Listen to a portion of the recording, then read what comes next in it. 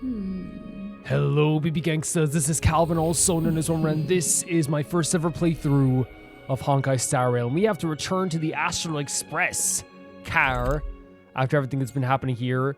Yeah, like, there's definitely going to be more to this for sure. The navigation meeting is about to start. We're all waiting for you. Oh my god, Black Swan and Boot Hill are here as well. Become so lively. I mean, there's more and more things happening, I suppose. But, yeah, we talked about a lot of stuff that happened last time. Look at this. It's so cool looking at this place from here right now. Like the Penacony from this perspective. But yeah, let's go talk to these characters. Looks like everyone's present. Let the navigation meeting commence. Heck yeah. Then. This a meeting to decide our next stop? How we doing this? By show of hands. By show of hands? Like we're gonna take a vote? Hold your horses, cowboy. It's for those to decide. Like us? Boot Hill, why are you here? Black Swan, how come you're here too? Yeah, what's happening? Shouldn't this be expected of a memo keeper? Allow me to explain. Mr. Boothill and Miss Black Swan submitted a request to temporarily travel with the Express for their own personal reasons. Wait, so you're gonna be like temporary, like honorary trailblazers? Okay. As you all may know, the Astral Express never declines any passenger whose heart yearns for the distant stars. Therefore, they will be traveling with us for a while until they reach their destinations. I mean, yeah, sure. That sounds fun. Whoa, the Express is going to be much livelier now. But, Miss Black Swan, you better not use your memo keeper abilities to pull any pranks. I mean, poor March has some history with the Memo Keepers as well, so like she knows more than anyone what they can do. Understood, Miss March. I promise you, you'll never see me in your room while you're taking a break. Hopefully not. Don't. You're freaking me out. You know, I think more than anyone, March has history with the Memo Keepers and like what they can do as well, so she's probably getting prepared for this. All right. Now that everyone's met everyone, we can continue our navigation meeting. Sure. Firstly, Pom-Pom wishes to thank everyone. If it weren't for you all unearthing the truth about Penacony, Pom-Pom would have never known where Mikhail and the rest had gone. What they had to go through was regrettable, but I reckon they all fulfilled their wishes. And it was thanks to all of you. Thank you, everyone. What they have to go through is regret. I mean, regrettable is the word for it, I guess, as well. But I don't know. Like to me, like fulfilling all their wishes. Like I don't know. Like I feel like Penacony still has like a long ways to go. You know. Now then, we come to the crux of this navigation meeting. We must decide on the Express's next stop. Let me introduce our current options. First option, wherever Dan Heng wants to go. The first choice is from Himiko, the oceanic planet of Lushaka. Okay. A planet composed entirely of water. What? Many aquatic races reside there. Of course, it's also the home planet of the venerable, nameless Mikhail. Interesting. So there's a planet just full of water, just constant water. The second choice is the agate world Melustanen, suggested by Welt. It's famed as one of the initial sites of the Stellaron disaster, and the place where the beauty Idrilla ascended. Let's go.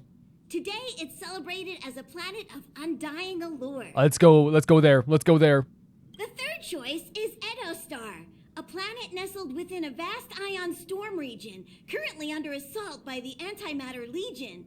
However, the distress signals from there have recently ceased, prompting the IPC's wish for us to check in on the situation. So is there a request directly from the IPC? Okay. I'm all for the second one because like I definitely would like to see more about the Adrilla stuff. The last choice, courtesy of Black Swan, is the glass belt Petravia, a massive belt of asteroids that was turned to glass by the Lord Ravager Zephyro. These days, it's apparently known to house one of the branches of the Morning Actors Troupe. It's a whole planet made of glass because of a Lord Ravager Zephyro? Ooh, so many options. I'm seeing stars already. I mean, none of them would be bad. Not one of these options would be bad. Next up, everyone will select the destination that they wish to visit. And then we'll put it to a vote. That's going to be very, like, you know, because there's so many. I mean, like, for me, yeah, 100% it would be this one. It was the second one I said, right? That I want to visit, right? That was the one with the Yeah, sorry, that was the one with this one, right? Yeah. This trip to Penacony has allowed me to see another side of the Stellaron disaster. In terms of symbolism, the state of the dreamscape bears a striking resemblance to the agate world. Visiting it might deepen our understanding of the Stellaron. I love that as well, by the way, that like his reason is like so smart and, you know, proper, you know, exactly what we would need. And then I'm just like, I want to see the pretty people. That makes sense. If that's the case, I vote for the agate world too. There's 3. I personally think the situation on Edo Star might be more urgent. As Nameless, should we not extend a helping hand? She's not wrong. She's definitely not wrong. March is right. Though the fact that the distress signals have ceased means we're probably too late. But I still think we should investigate the situation there. So that's 2 for there as well. 3 votes for the agate world, 2 for Edo Star. Man, I feel so bad now because I'm like, I want to go to see like the pretty place. And then of course, like, you know, Don Hung and March like being like, you know, the true future of the Trailblazers being like, yeah, let's go help these people out. You know, the other 2 are saying like, hey, like, you know, there's a Stellaron disaster there that mimics the one in Penacony. Like, but I'm just like, man, Adrilla. Looks like we have a winner. Next stop, the agate world, Melustanen. Then this navigation meeting is adjourned. I'll go check the warp jump coordinates. Everyone can catch up on some rest in the meantime. Very cool. When it's time to make the jump, Pom-Pom will make an announcement. So, There's still some time before the jump. What should I do? now, How about a chat?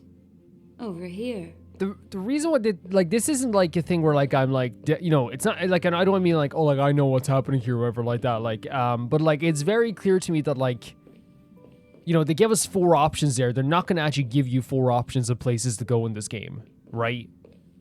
This is not how the game works. This is not how the game has ever worked. Like to create 4 different places where you can travel to all like, you know, 4 different places and the choice actually like matters enough that you can go to different places.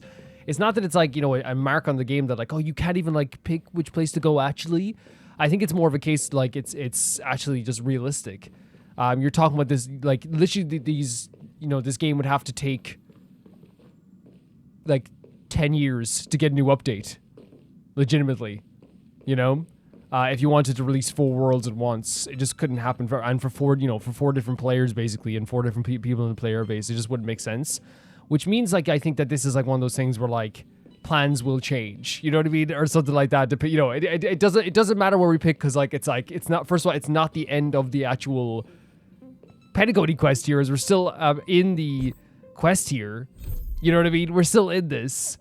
But it's also like a thing where development-wise, they could not create 4 different worlds. They just couldn't. So we can talk to everybody then, I guess. Let's go. You're fast becoming an Oh. excellent trailblazer. It's an honor to be able to watch you grow. That's so sweet. Stop flattering me. Don't downplay your achievements. Well, everyone has witnessed your growth. I've known many warriors in my time, and only a few achieve the kind of growth you have. Back home, where I'm from, you'd be rated at least an S. that is so sweet. Imagine hearing this from basically like, you know, your dad. It's not been easy for you these past few days. Definitely not. You've earned some downtime. I'm looking forward to seeing how you'll perform on our next journey. Okay, thank you so. No, seriously, Walt, that's so sweet. That is so sweet of you to say. It really is. Let's talk to Himiko. Come to think of it, this trip to Penacony was the first time we trailblazed together, wasn't it? Technically, but I think we also, if I'm not mistaken, we had like short trips together as well before, right? In like, say like, you came with us to Balebog at one point to help out with Topaz, but I guess that, you know, it doesn't count as a full trailblaze. I was dangerous. I wish you hadn't gone down. I hope we trailblaze together again someday. Don't worry. We'll have plenty of time to spend together on the Express, so there'll definitely be more chances for adventures like this. So sweet. Turn in early today. You've really been pushing yourself hard recently. If you don't take this chance to recharge, it could lead to long-term problems. It seems fine when you're young, but it's a different story as you age. Yes. This is so true, by the way. Like, and I'm not saying like as I'm old. What I'm saying is that like, first of all, Himiko, everyone's like being very careful with Stella, which is cool. But like, here's the thing. Here's the thing. Like right now, I still have this like innate ability, just like most people who are younger do, to go to sleep very late and still be able to like do everything the next day, right? You know what I mean? But I do feel like it's not as like good as I'm not as good at it as it was like when I was like, you know, like a teenager, or when I was like, you know, even younger, when I was like 18, 19, 20, 21. I'm like, you know, at that point, you know, you could get 2 hours sleep and be like, woo, let's go. But like, I think that like I still have like that. And it's like, I think a lot of people, maybe you guys feel the same, where it's like, if I have it, I want to use it. You know, use it or lose it, basically. I know it sounds so weird, but it's like, yeah, I'll like, you know, stay up late as much as possible until like my body goes like, no, you got to be early sleeper now. It's over, you know? So I'm just kind of like letting, you know, letting myself still be like a little bit of a late sleeper for now. I'm sure that at some point it's going to be like not as, viable, I guess is the word for it. Please let this trip be uneventful. Please let this trip be uneventful. Please let this Oh trip my be God. uneventful. Manifesting. Please let this trip be uneventful. What's with you and always copying the way I No, talk? I was like manifesting with you. The last couple of trailblazing expeditions have been downright terrifying. And world changing. It's about time we had some fun, cozy, and cute adventures for a change. Come on, start praying with me. Please let this trip be uneventful. Please let this trip be uneventful. Please let this trip be I love uneventful. this. The manifesting of March 7th here. My gal, honestly. So March 7th and Don Hung mean the absolute world to me. Look at what, like, she shines. She shines in every frame. You know what I mean? She shines in every frame. And speaking of shining, it's my boy Don Hung. Huh. For some reason, I'm suddenly stricken by the feeling that we haven't crossed paths in quite some time. It's been a while. It's been a while. You're always in my heart. I should have known. Oh my better God. To expect anything serious from Don you. Hung, that's serious for me. This time you mustn't embark with. Please disembark with us when we reach our destination. Got it. Because it is legitimately, let's be honest, 2 journeys in a row that he didn't embark with us. Which again, he's had 2 good reasons. I'm not gonna ever like be bad about that. Like, you know what I mean? But I do want him to be with us the next time we embark. I do want to be with him next time. Boot Hill? This Astral Express sure is comfy. But I got one tiny problem with it. How come there ain't no potent drinks on this ride? Like alcohol? I can live without malt juice. At least stock something else. Like that white gem. Common as dirt, not too pricey. No way, our express is only 12 plus. Is Imiko's coffee not strong enough for you? Oh, well, that's different kind of strong. I love he's like, he realized that. I think it makes sense, like, I'll say it after this. All these years out in the wild, and now I'm bunking in luxury. Gotta say, it's quite the treat. That's pretty cool, right? Like, he's like, hey, like, this is so different from where I usually stay. But, like, yeah, like, it's so funny as well that, like, you know, you wouldn't expect it, but, like, not that they don't drink at all, but, like, I think it's so interesting that they don't stock, like, really strong alcohol on the Express. Because, again, I feel like they're one of the few people on this, in this world, that have to be alert at every single moment. And they've proven that time and time again to the people that will make their way on here, whether it be Kafka or Argenti, you know? So yeah, we have got some nice conversations here. We got, like, you know, Don Hung kind of like talking about how we haven't seen each other in a while. Bootle is saying how it's so different from where he usually stays. March hoping and praying that we don't have to do something absolutely crazy next time. Welt telling us that, like, you know, we have, like, grown so much in this time. And also, Himiko basically saying that, like, you know, learn to rest. Learn to take your rest and learn to recharge. But I get the feeling we're probably not going to be recharging for a bit. Oh, you're here. Seeing your reflection among the stars in the porthole really does seem somewhat surreal. Oh, yeah? How about it? This journey of beautiful dreams. Was it to your liking? What a roller coaster ride is so it's just so peak, keep it coming. It's kind of left me wanting more. It seems like there's still a lot of loose ends. No, yes, I said this. I did say this. There's a rich scent of curiosity here. Such memories can be irresistibly captivating. So, how about you hand that small parting gift back to me? I'm quite eager to have it back. Wait, the thing she gave us that we could call upon her? We have to give it back? For real? Oh? What happened? Never mind. If something's wrong with the card, no, don't be mysterious. Just tell me what's wrong with the card, please. I just stumbled upon a particularly fascinating spot in your memory. And what's that? Before I explain, I would like to apologize to you. This farewell gift I gave you isn't really a compass from the memory zone. Okay. But merely an empty light. What? Remember when we entered the hotel in the dreamscape for the first time, and I procured a few trinkets from your companions? Their functions are similar.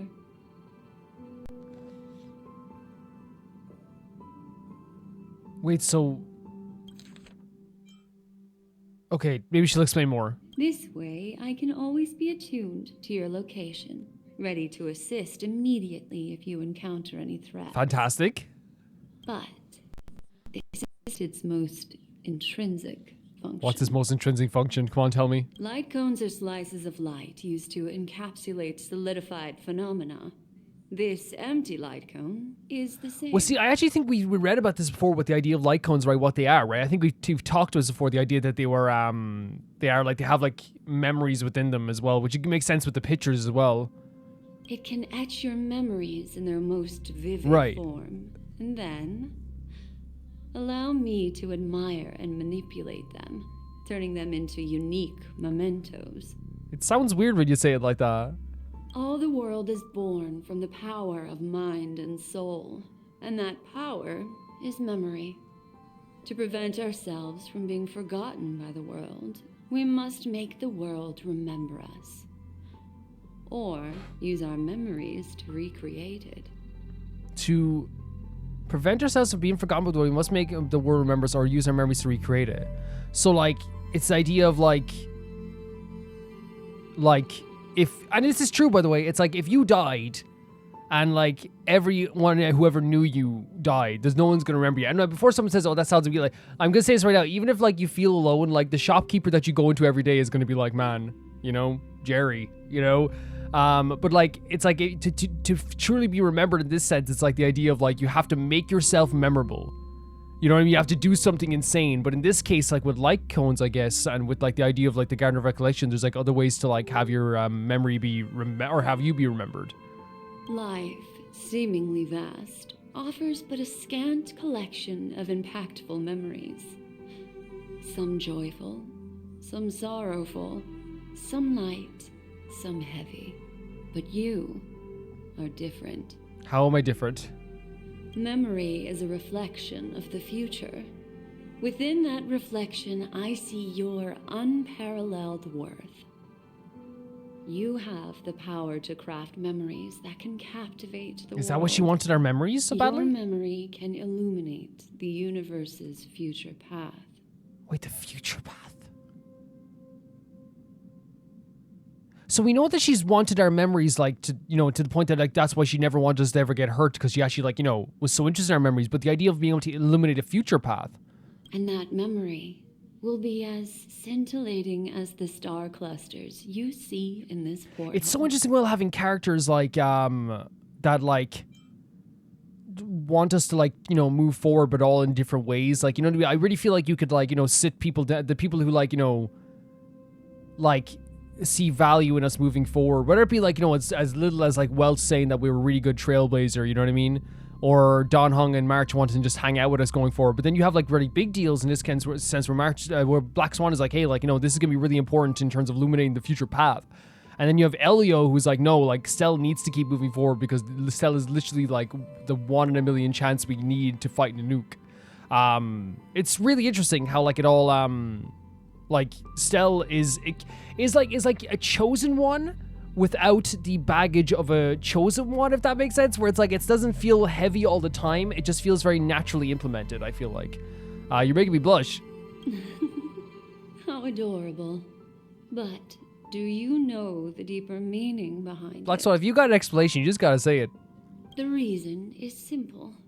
In this grandiose and ostentatious dream of the families, only you personally experienced the entire course. What? Yeah, stop speaking in riddles. What does that mean? She's saying, in this grandiose dream of the families, in Penacony, we only experienced the entire thing? Is that what she's saying? What does that mean? Patience, my friend.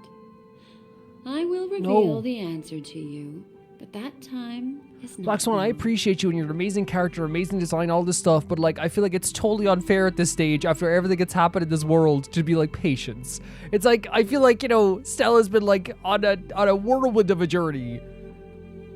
You're the only one who experienced the entire course. That to me is you're the only one who actually experienced the entirety of like the dream.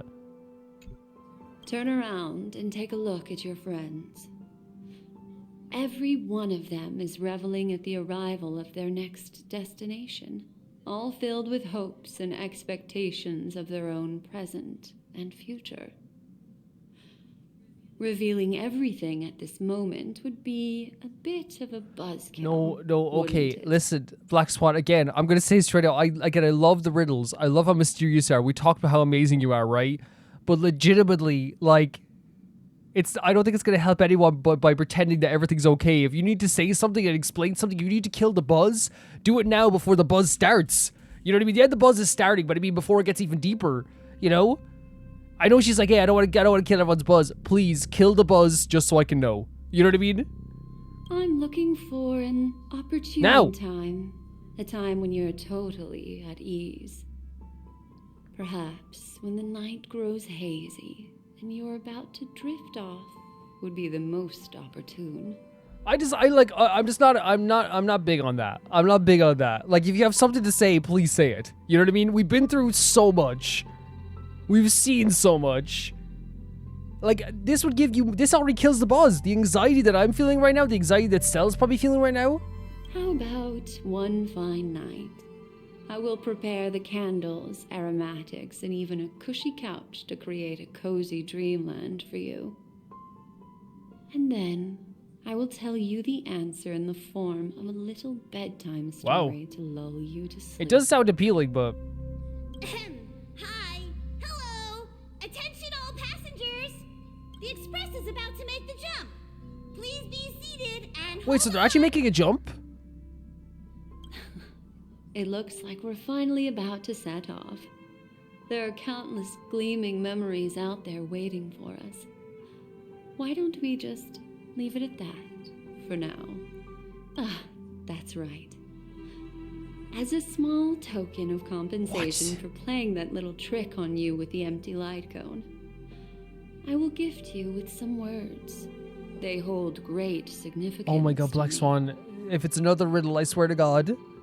Life is akin to a winding labyrinth where memories serve as our sole companions. Life is so confusing that the only thing we really have is our own memories. You'll remember these words dearly. Black won't Swan, we've been you? through so much. What are you doing now? In the year 2158 of the Amber Era, the first year of the new epoch, the universe resumed its intended trajectory. The kindling of conspiracy smoldered in Penacony, the land of the dreams.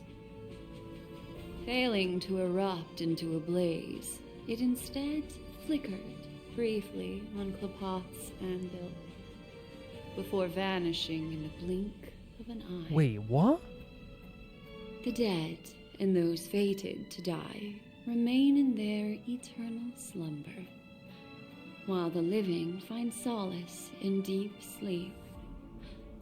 All clamored in a cacophony of silence, and then went about their own ways. The cosmos emanated a vitality characteristic of a new era. All for the modest price of a brother and sister's mild grief. What? It's auto Babies are born advancing. as stars extinguish. The silver rail unfolds.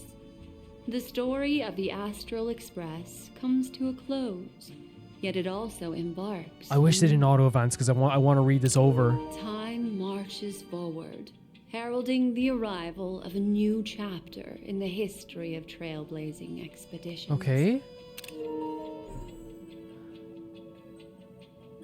Okay.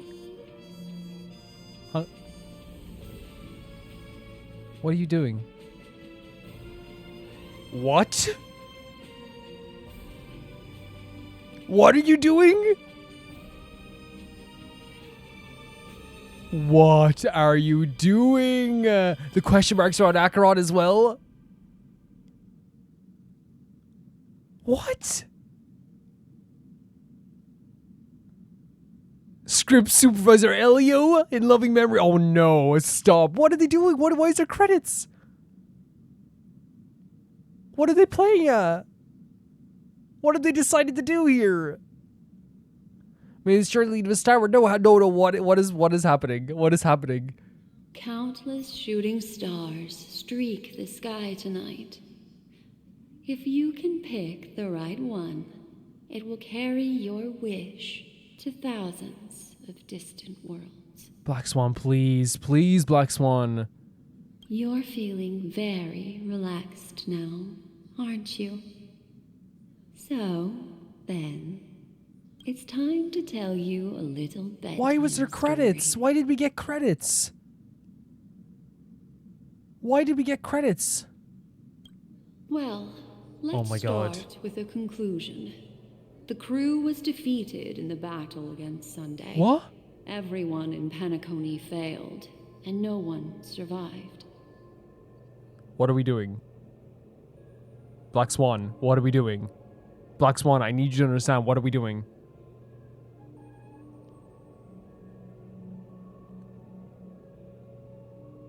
The crew was defeated in the battle against Sunday. Everyone in Penacony failed and no one survived. That's not what I saw. But don't panic. The truth, as horrifying as it may Wait. be, is not yet irreversible. Wait.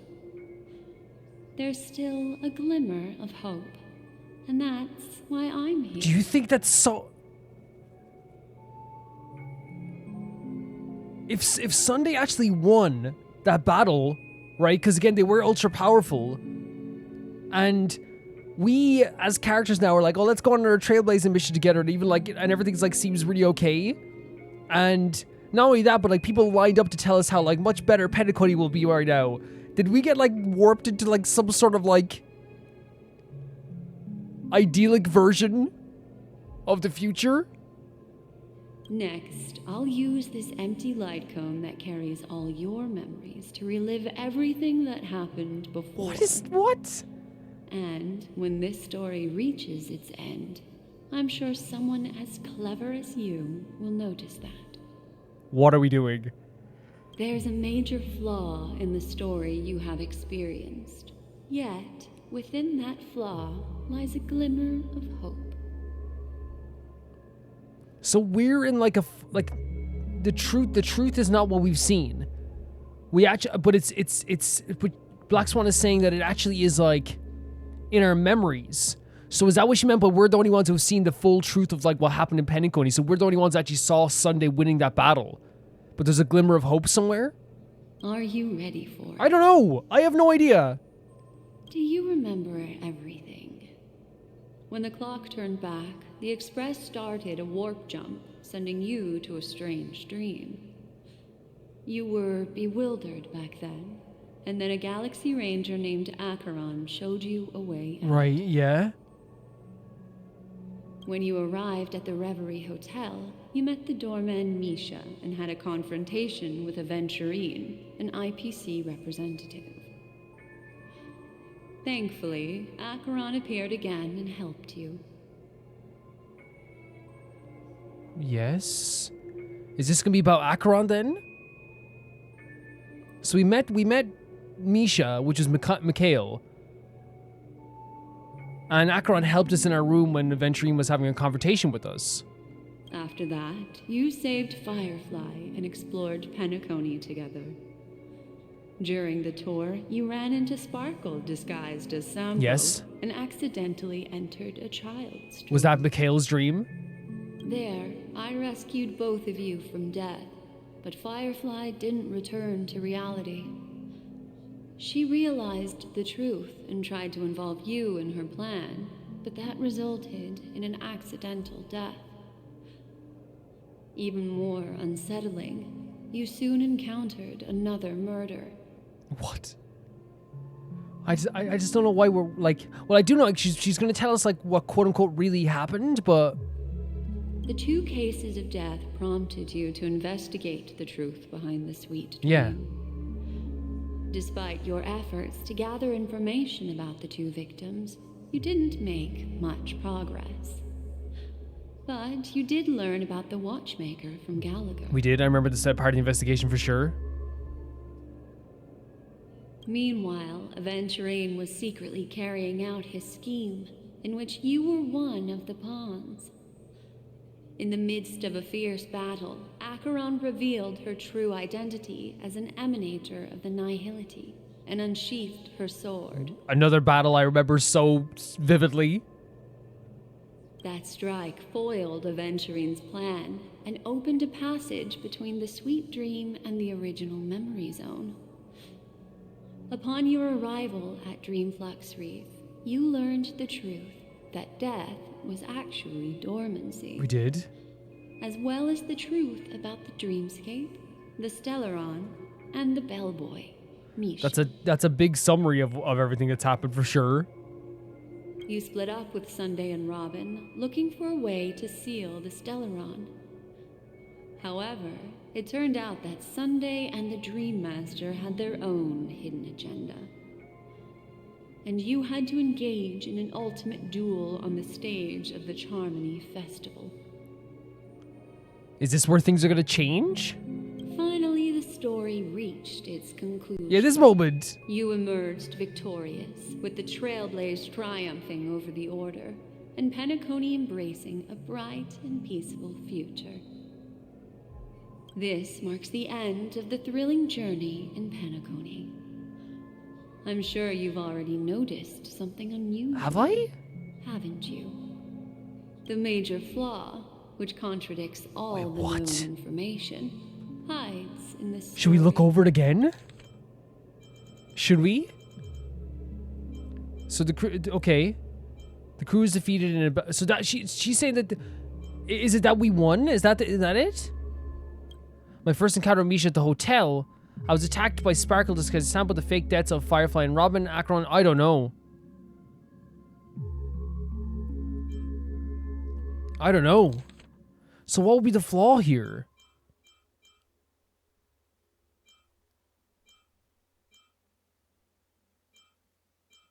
Sparkle, the disguise a sample, the bellboy.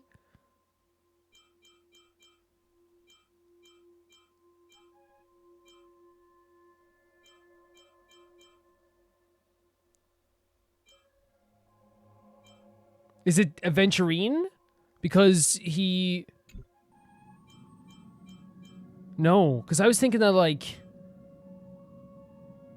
No. My thought process there with Aventurine was thinking, like, oh, like, he came out, like, very abruptly, you know what I mean? I even said this, like, in my Patreon chats. I was like, oh, I thought, like, it was very abrupt when he came out. I was happy to see him. But that's what I was thinking, like, is this, like, a very, like... Can we try this? Are you suggesting that the sleeping and shapeless never bestows its gaze upon anyone? What? And thus, no one can truly possess the power of the Nihility? I'm not saying anything. That's a very astute guess. But unfortunately, Acheron did progress further down the path of the Nihility.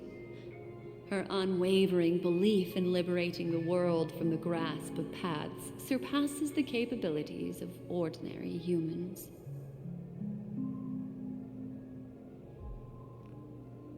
So this is just... Yeah, okay. Yeah, no, that's fine. I was just more thinking about the Aventurine thing. Yeah. I'll discard that incorrect answer for you. Take your time and think it through. What is the fatal flaw? What is this? So, should we just go through all of them? Little Misha. It's my son. Or should I call him the Watchmaker? My heart is pounding. He's only a segment of memory in a dream bubble, but his ambition for the Trailblaze led him to leave the bubble and embark on a grand adventure in Penacony. While Misha is a rather special memory zone meme, and he was granted power by the Trailblaze, there's still one thing that he shouldn't So is this the be able flaw? to do. A life born in the memory zone could never manifest in reality. So, why did he appear in the Reverie Hotel in reality? So she's saying, like, the fact that he showed up when we first arrived there is already strange. Like, that's already a weird thing that happened. The answer is simple. He is the one fatal flaw that contradicts all our Very known interesting. information. I didn't even think of that. This means that you, who wholeheartedly believe in this memory, There was not even a thought that crossed my mind that there was something wrong with that, right? Because I think I just didn't even, like, think of that time. are still trapped in the dreamscape. Oh my god, I was thinking this, right? Because that would make sense, right? Because again, like, I'm not even joking. Like, I was actually like, and again, it was after I was editing and stuff again. And I remember even like saying like in my Patreon chats where I was like, man, like things like, you know, there's a few loose ends. You know what I mean? There's definitely a few loose ends. But also with this too, it's like I wonder if it is a situation where. Because remember at the end of the story there, now looking back at it as well, like you know, a whole, like on a whole, if you really think about it, how the story ended, right? We were saved by Don Hong and General Jin Yuen, right? But not only that, but like everyone walked up to us almost like in a line being like, you're a hero, and saying like, this is how I'm going to help Penacony. This is how I'm going to help Penacony. I'm going to help Penacony in this way, and we'll help Penacony in this way, you know? I'm not saying that wasn't a cool moment, but at the same time too, like, it was very, like, pleasant, you know, like, really pleasant. Yes, there was an undertone of, like, oh god, they're going to take control of Penacony. Does that mean Aventurine wasn't, like, there at that time? So we're still trapped in the freaking... Oh my god, man. Oh my god, we're still in the... So, Sunday 1. Wake up, sleepyhead. Oh my god. Break free from this eternal dream and return to the real world. Oh my god. We'll find our answers there. A glimmer of hope. So the answer is a glimmer of hope. I think... my theory now is that Sunday 1... and then put us into like maybe like an idyllic world where like this is like the happiest we can be. We're all gonna go trailblazing again. We're all gonna like go explore. Because I think it's one of those things where he could have made it this world where like we're like not like I'm not saying he made this world entirely, but like I'm saying like, you know, an idyllic world for one person is a different idyllic world for others, and an idyllic world for trailblazers is to go on a journey with each other. Like directly after everything happened, we're going on a journey. Almost instantly.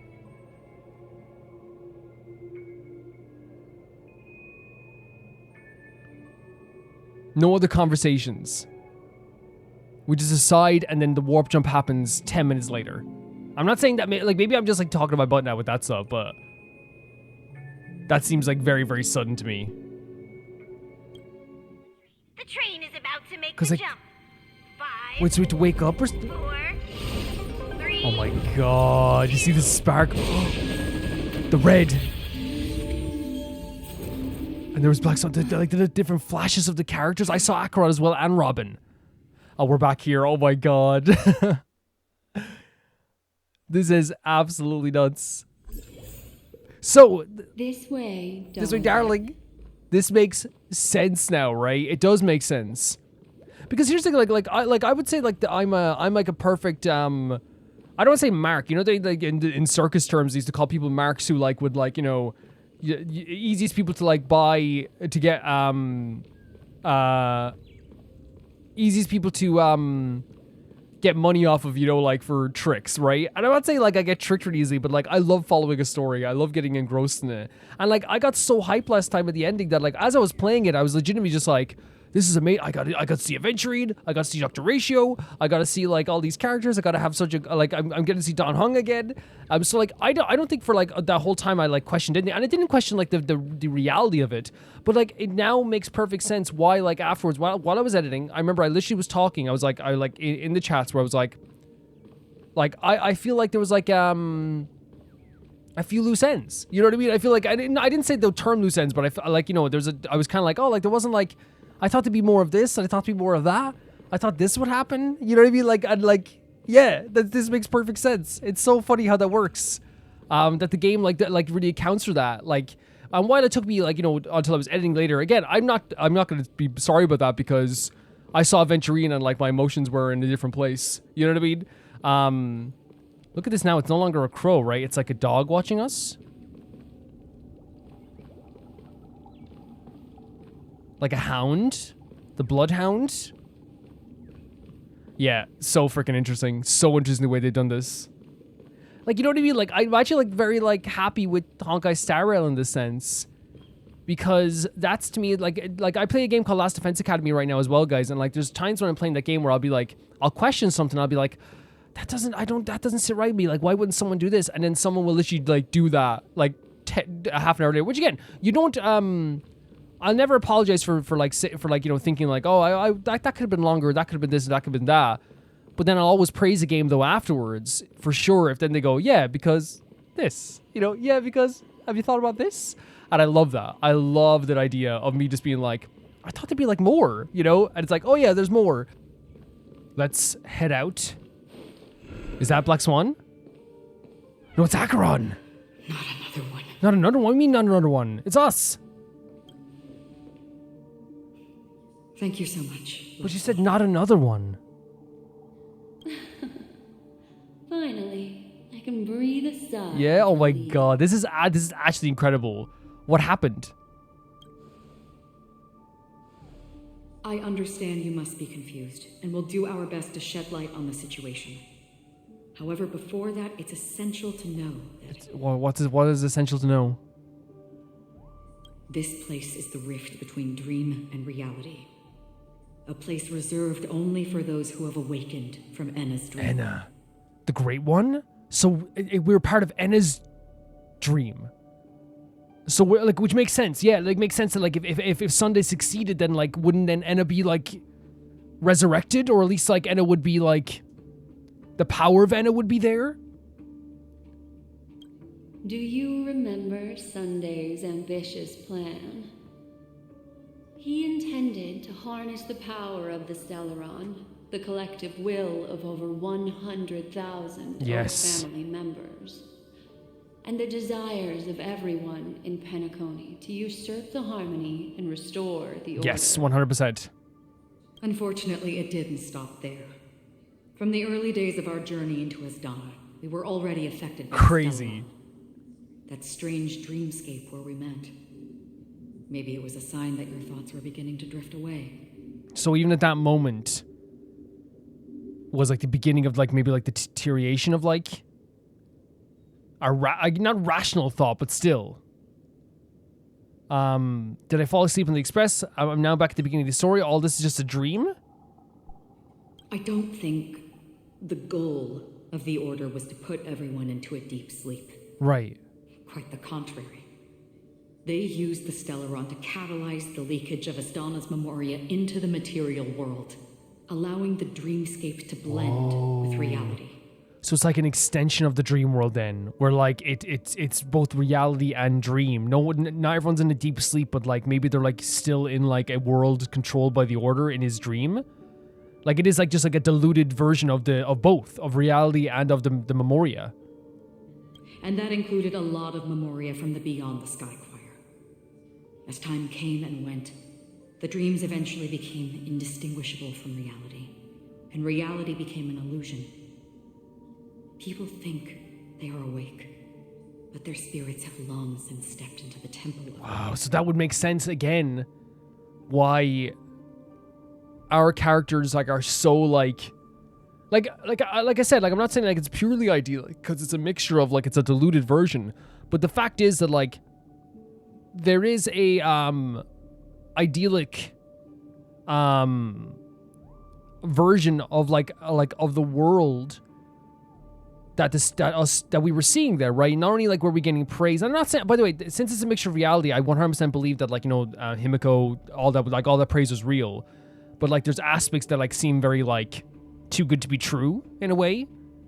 Like, again, while I said there was an undertone of like, oh, they have control of Penacony now, there was this feeling of like all these factions coming together and being like, yay, Penacony, you know? Like there was a bit of like, ooh, yeah, everything's gonna be okay. So people right now are like, oh yeah, we're fine. Like Himiko, maybe well to everybody, but they've been here for a while. They've been a part of the Order for a while. This is what makes Anna's dream so powerful. Jesus, man. In this paradise governed by the Order, everyone indulges in their delightful dreams and lives happily ever after. That's what I was thinking. That is legitimately what I was thinking. Because it is like as we said, like what happened with this? What happened? Maybe I'm wrong about the Trailblazers, but isn't it kind of crazy? Like with the Trailblazers, there's no argument about where we're going. They agreed with what our vote was, and then within like 10 minutes of us like getting on the Express, we were warp jumping to the next planet, which never has happened. You know, it's never happened. Yes, there's like yes, you can go to the next journey right away, but usually there's something that like you have to talk about. There's other quests. You go to other worlds. It was like right away, just like, oh yeah, like let's go, you know? I believe what you experienced in the sweet dream, except for that flaw, was real. Only in this way could you reach the destination, lifting the crisis in Penacony and embarking on your next trailblazing expedition. So, wait, okay, I'm talking about everything here, but I believe you experienced a sweet dream. Everything you said in the sweet dream, except for that flaw, was real. So yeah, I love they're saying this, by the way, because they're not diminishing all the emotions and relations we had, because it's easy to be like, wait, was this real? Was that real? So then was the people on Penacony then talking to us, was that actually real as well? But I wonder again, was it an idyllic version of their conversations where they were like, oh yeah, everything on Penacony is cool now, but like they were actually there in that moment? I wonder if that's the case. And but they're saying only in this way could you reach the destination, lifting the crisis in Penacony, embark on your journey, trailblazing vision. So only by seeing this flaw, and only, you know, with this flaw, could you lift the crisis and then embark on your next journey. So was it kind of a way to be like, hey, yeah, you won, let's go? If it wasn't for Acheron's plan, we might have been trapped. Of course it was Acheron. Of course it was Acheron. Of course it was. Fortunately, while the path of the Order governs all things, it can't affect the Nihility. I came to realize this when the Dream Master tried to expel me. Yeah, they were like very serious, but to the point that like, you know, like they just let you walk out, right? Because they're like, is there anything I can actually do? This is also why you felt a sense of peculiarity when traveling with her. Because she can't be affected by the dream. She's like our version of like like a variable, like in I know they call Stell a variable, and they call Ether a variable as well at one point in the story. They do. But he's also like you know, different things and stuff as well. But like, I wonder if it is a situation with Black Swan that she is like kind of like this thing that is like the one thing that disrupts the dream, which is why the Dream Master wants her to leave so badly, was because she is like on the outside of this and can't be affected by this. Well, I'm not as fortunate as she is. Even if I'm a memo keeper, I was still influenced by the power of the Order and fell. I'm glad you said this too, because this showcases that Black Swan isn't omnipotent, and also showcases that this can happen to even the most powerful of characters. However, thanks to your memories, now we still have a chance to turn. And because is it because because we have those type of memories, and maybe that light cone she gave us as well, like somehow we're able to. That's what she said about carving a path for the future. For mortals, even if they possess the great power of a path, they can't create a flawless world like gods. Right. That's why there was a flaw in your dream. In other words, once you have realized the world is not real, you'll have a chance to break free from the dream. So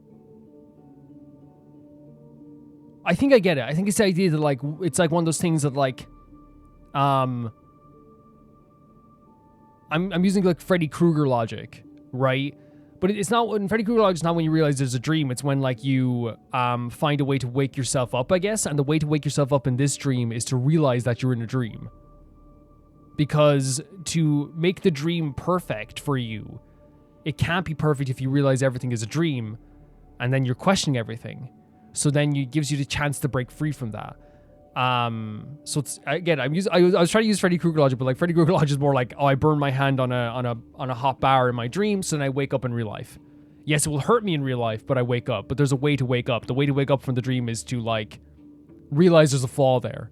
I think it's actually very interesting that there's one thing that's just out of place that doesn't make any sense, which makes you realize, oh, everything's a dream, right? Yeah. The flaw in your dream lies within Nisha. Yes. Who This is could so never interesting. appeared in reality. When I turned the pages of your memories, I realized that I was in an illusion. So fun. I love that. Again, I love that they're like, say, Black Swan was in had to realize this too, right?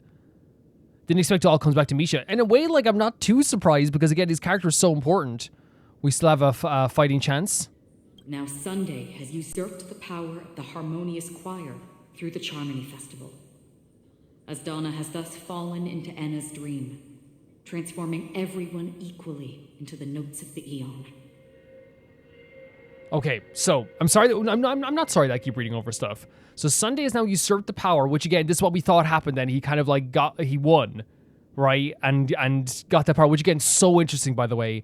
An amazing way to do this story is to have Sunday win this instead and make us feel like we won. Asdana has thus then fallen into Ina's dream, so Asdana, Penacony has fallen into Ina's dream, and now everyone has become puppets of that Eon.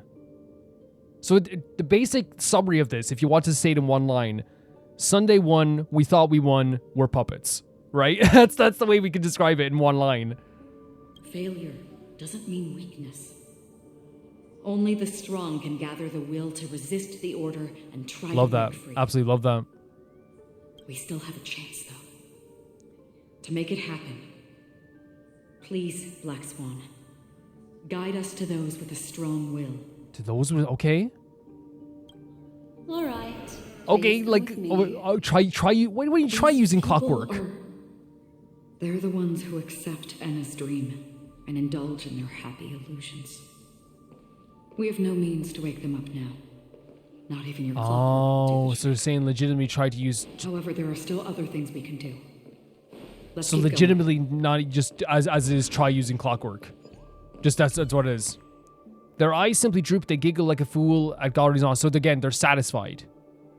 Right? It's didn't say satisfied. Yes.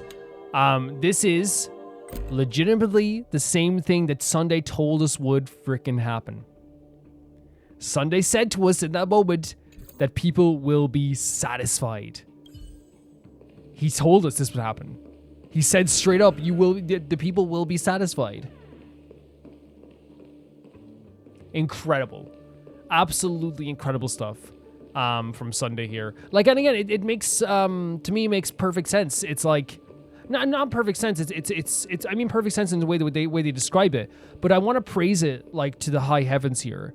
Because I think it is such an interesting way to do any game, to do any RPG, to do a game that, like, again, I love Bela Bogs. Yansho is one of my favorite places that I've ever been to in a game, right? Like legitimately, like these amazing places. But in this case, in Penacony, one of the most interesting things about it is that we technically lost a battle. And I think that makes the journey so interesting because, like Acheron was saying, like, no, failure isn't like just like the end. It isn't the end. But I think it's also going to teach our characters something as well. Like, because again, like, it's like we don't. Yes, I want to be clear. We're not just like these omnipotent characters who always like survive everything and everything goes good. We've seen suffering. We've seen some horrors. We've seen some side quests that have looked that characters have like suffered greatly. We've been beaten. We've been backed into a corner. All this stuff has happened. You know, it has happened. But it's always a thing of like, hey, they're playing on the fact of like, hey, you always win in the end. And I love the way they're using the idea of dreams in that too, where it's like, wouldn't it be so idyllic and beautiful if you won again and then you go on another mission with your friends and everything's good? You know what I mean? And again, you're satisfied. but then you realize something's wrong with this journey. And of course, Black Swan helped us figure this out too. And I love as well that the showcase that Black Swan also got fooled by this for a bit, because that showcases again that it's not a bad thing to be fooled by this stuff, because it makes sense we got fooled by this stuff. It actually just makes sense. Because it also, and the top of that as well, not only is it an amazing story to subvert your expectations of like, hey, you didn't win this time. You have to go try again. There's a chance you have to try again. And also that the order was brought back, and Ina's dream is now has everyone submerged in a diluted version of reality. It's not only that. It's also to me like the fact that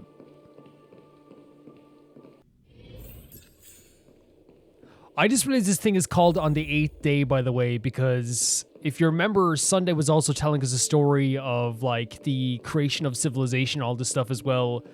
And now it's like on the 8th day, go meet with everyone in the lobby. What's that say? This is the promised land for us. So again, this is people satisfied once again. And again, it showcases, this is the promised land, how powerful the order is, but also like, it's interesting to have a character like Sunday say something is going to happen and have it happen. I know it sounds strange, but like sometimes you have to stop it, right? But obviously now we have to like, oh my god, there's enemies here, but now we have to like truly like prevent it, right? You know what I mean? Like it's like we lost the first chance, and now we have to come back and try again. I wasn't expecting to have to fight people right now, but like, you know, if we do need to, we do need to. There's like a lot of enemies here. Usually this place is like not very occupied. Is it here we have to go through? Doesn't seem to be. Dead end. And again, it's not that like I don't want to fight people. Oh, we can just warp here. What am I doing? Okay. It's not that I don't want to fight people. What? They're all lost in a dream, but look at them clapping as if everything's happy. Yeah, it's just like, you know, I feel like the energy is very like weird. On purpose, by the way. Thou and we are united in paradise. Oh my god, look at the freaking whales. Are you kidding me? Who is everyone, by the way? Robin? We abide by the divine will. Robin. See, so I mean, this is... It's... Robin? Oh my god. Did she realize too? Robin. Finally, you've arrived. Oh my god. It's so good to see Robin, especially after everything happened as well. This music again, by the way, very biblical, right? Very like organ. It sounds like it's from within a church. Let me introduce you to Robin. She woke up from Anna's dream by her own will. And it's this tough lady who led us here with her son. Oh my god. Oh my god, she led them here. Incredible. I woke up for the same reason as all of you. In the dream, I experienced something that could never occur in reality. So again, it's like an anomaly. Something that shouldn't be there. Are we going to lock it up in a cage? I want to see it fly freely in the sky. Without us, this bird would be too fragile to survive on its own. Do you want it to die? The bird coming back up again, of course. No, but... Then let's take care of it together until it can return to the sky. Is this the anomaly? Birds have wings because they're meant to fly. Ah. Even if they may crash on the ground one day, they shouldn't be trapped in a cage. This is against what Sunday said before. Sunday 100% was against this. Birds belong to the sky, so we should help them return there, right? So interesting. Again, it's very idyllic. It's an attempt to make someone satisfied, right? Incredible stuff. The illusion was so impossibly Yeah. blissful that I realized it was just a dream. Yeah, that's the thing. It's idyllic, just like it was with us. Like, we get to go on another mission together. Yay, you know? It's crazy that, like, you know, how sinister the idea of just, like, everything you've ever wanted is, you know? And this is our final hope. Anna's dream is founded upon the harmonious choir, namely everyone's shared wishes. It will only materialize once the aspirations of all beings in Penacony merge. Look at that. The compass is no longer spinning. It's like frozen in place, right? At present, It has become impervious due to people's desire to remain slumbering within the dream. And in order to destroy it... So it's like, we have to make people not want to, like, be in the dream anymore. But, like, that's the thing. It's like, we talked about this before. Like, if you give people bliss and this idea of, like, oh, everything's so perfect, everything's so amazing, right? Like, chances are a lot of people are going to say yes. I even talked about it as well, how, like, if I was on life support, you know what I mean? And some of you guys talked about it as well. So, like, there's legit people in the comment section who are like, yeah, like, I would take it because of this, I would take it because of that.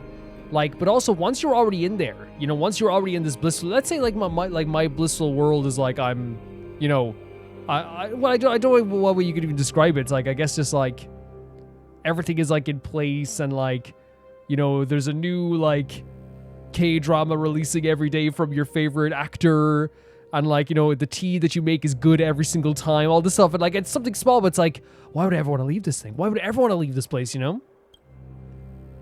We must make everyone in Penacony want to wake up. Oh my god, Robin's so determined. Now comes the tricky part. How do we do it? I'm curious too. That doesn't sound simple. Maybe we should just go back to Ina's dream. I'm curious too, I'll say. Humans yearning for sweet illusions borders on obsession, leading them to subconsciously resist the harsh reality. And this is the thing with people's brains as well. I think it actually is that, like, a lot of times, like, we do worry about stuff, we get anxiety, but, like, a lot of times, like, our brain will try to protect us from, like, some harsh realities. Therefore, I carefully selected a moment where she was completely unguarded, guiding her to uncover the truth herself to make her regain her consciousness. So when we were on the Express? However, to wake up everyone in Penacony and get them to share the same determination, that would be nearly impossible. Right, yeah. Indeed. I'm afraid it's almost as difficult as resurrecting an Interesting, that's the reference we're using here, right? The reference point. But we can't just stay here. Oh my god! Donghong realized too? Oh my freaking god, man! This is a critical moment. Love for it. The whole universe. Who cares about some dumb number? Oh yes! Oh my god, you woke it up too? Well, someone enjoys making dramatic entrance. Donghong doesn't intend to make dramatic entrances, right? It's just legitimately like, you know, the drama follows him. It's not his fault. It's not his fault, right? It's not his fault. But I'm so happy they woke up as well.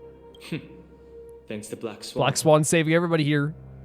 Well, and Robin. You're And Acheron. And thanks to the memo keepers in Penacony too. I believe your partners have also awakened Oh from my their god! This is the first step of our plan. With the assistance from the Garden of Recollection, those who possess a strong will, like you, will gradually awaken from the dream. These free wills are the discord that will sway Ennis. That's awesome. And I love that it's like a Galaxy Ranger and a Trailblazer, like, you know what I mean? So cool that like it makes perfect sense that they are like some of the first to wake up. A Galaxy Ranger and a Trailblazer. However, awakening a mere handful of individuals is insignificant compared to the vast number of people immersed in the dream. Yes. We must find other ways to awaken the free will of millions of people within a short period of time. Crazy. Absolutely crazy when you think about it. Like, Donghong saying this, and because his voice is so soothing, it makes it seem so feasible. But like, you know... If breaking through from the inside proves challenging, we can seek assistance from the outside. We've long been aware of a potential solution. And what's that? So it's to seek existence from outside. Asdana is a galaxy known for its abundant memoria and the remarkable phenomenon known as synesthesia dreamscape. Yes. When people first enter this place, they often find themselves and others sharing a collective dream. That's the basis for this whole place, right? At this very moment, there is only one dream encompassing the entire Asdana system. Ina's. So, you mean, if we can attract a large number of outsiders to this system, their free will would intertwine with this dream and shake it to its core. But who are we going to get for that, though? However, those outsiders might also succumb to the dream and become the foundation of the Order instead. We don't want that. The real challenge is, how can we gather a huge number of people as determined as you, within a short period of time. Who could we get for that? Who could we get for that? Don Hong's so cute when he thinks.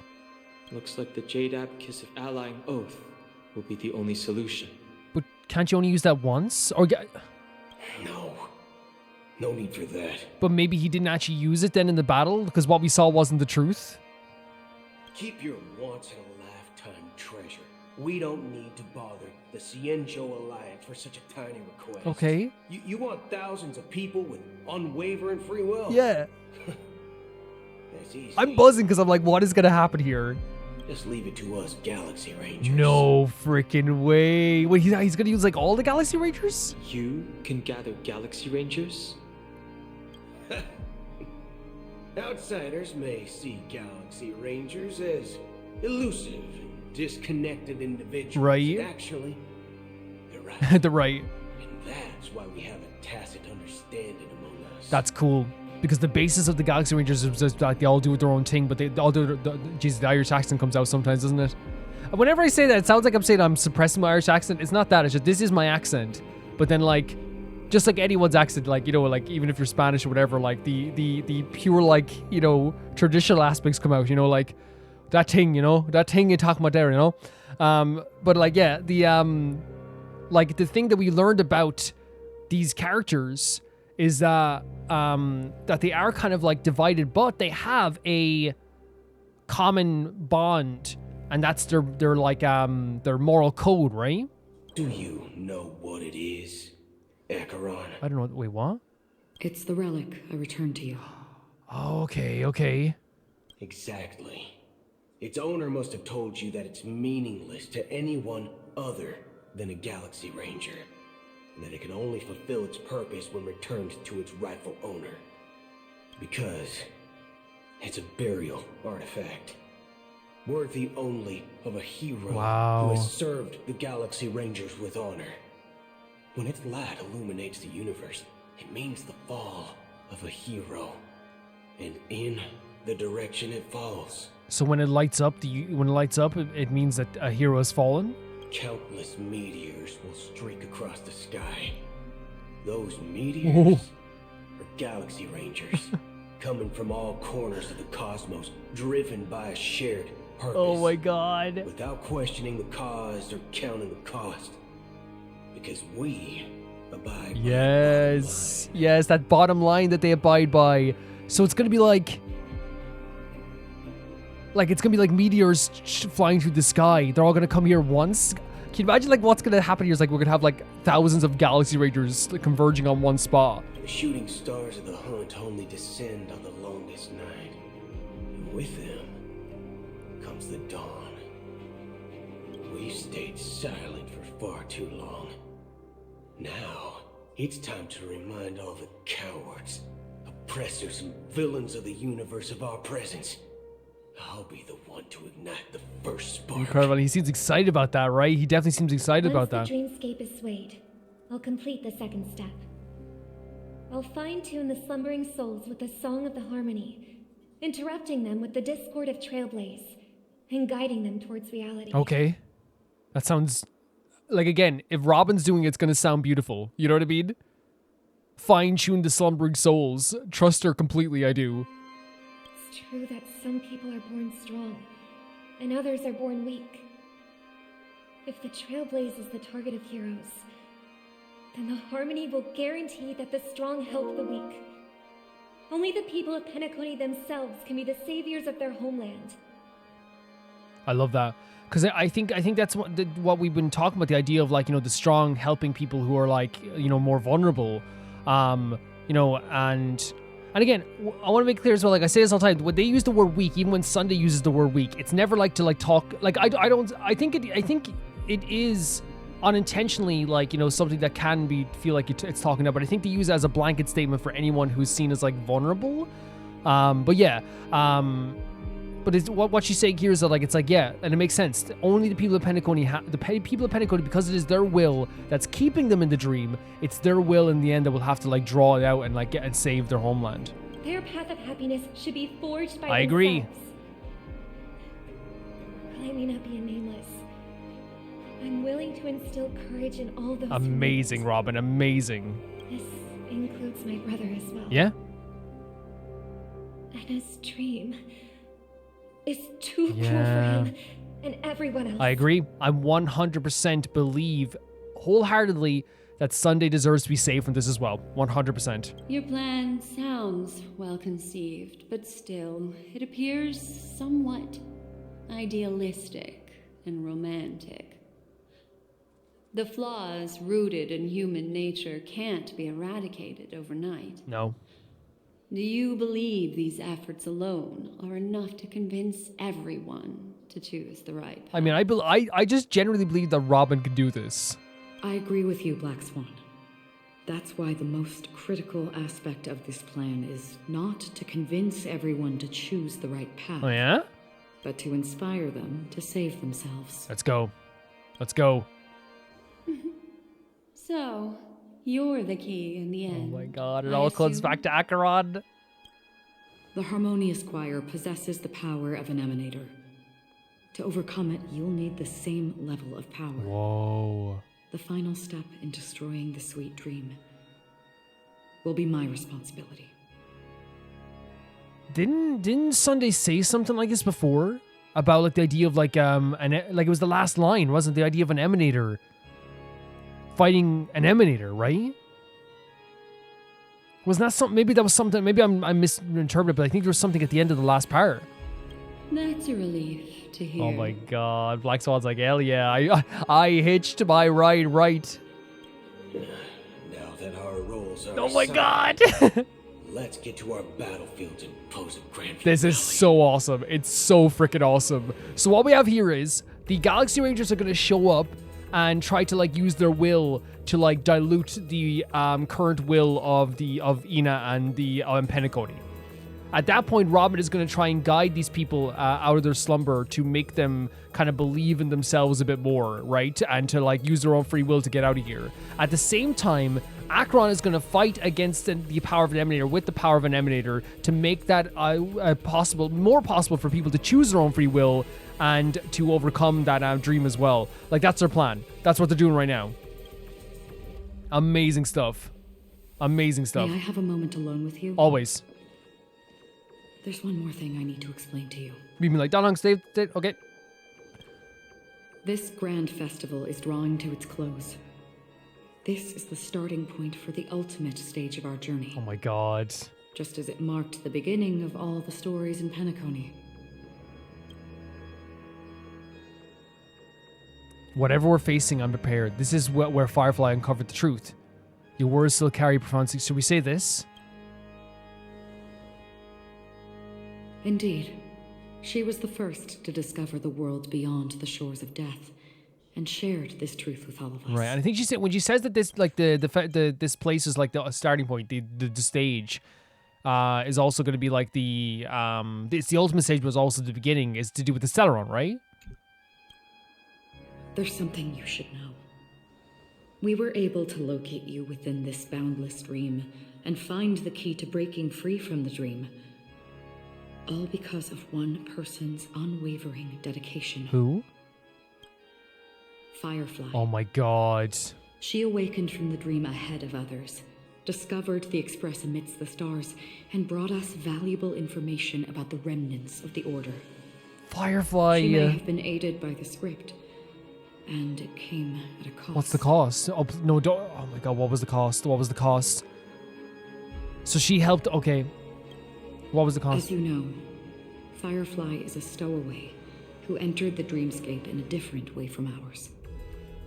Without the dream pool in the hotel or assistance from the family, she can only awaken from this dream in one way. Wait, did she die again? A real death. She was talking about this idea of avoiding that death as well. So was this the second death? We mustn't fail her determination. I'm Wait. not implying that we must win this fight no matter what. But our resolve Wait. should match that of that courageous Are you lady. no? You're just saying she died?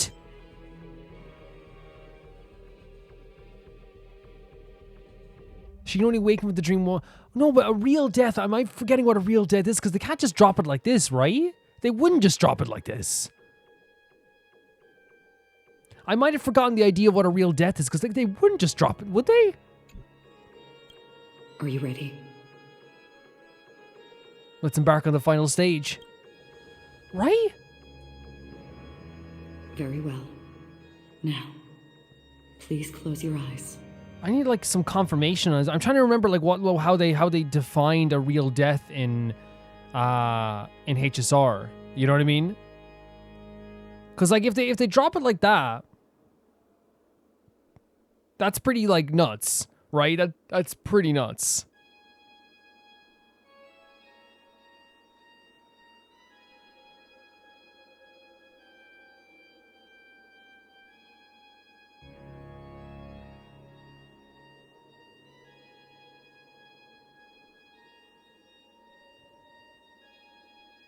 But you did say that, like, her third death would be everyone, like, falling into the sweet dream. The worst case... I don't know, man. Like, I'm gonna need some, like, confirmation on everything that's happening, right? Because, what? The first time she died was... the moment where... she died in the dream, right? Where we saw that happen.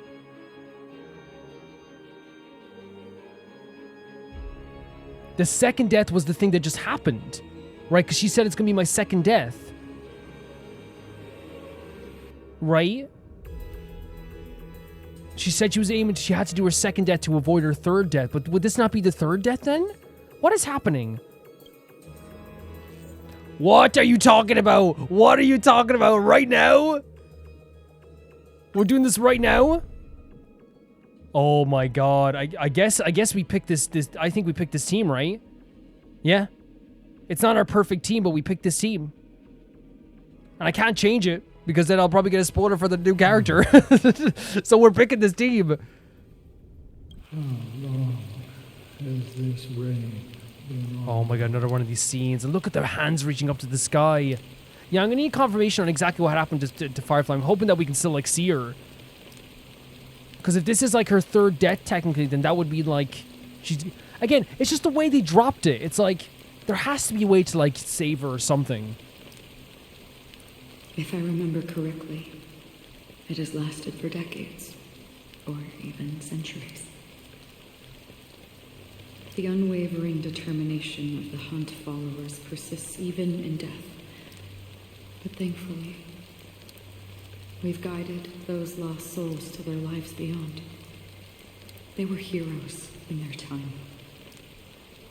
And they won't be reduced to puppets of the Mahildi in their death. So they've got successfully guided souls to from the beyond in the Hunt? You see, the shadows on the sea have vanished. Do you remember? He once said that the sky would clear when the regrets of the departed had faded away.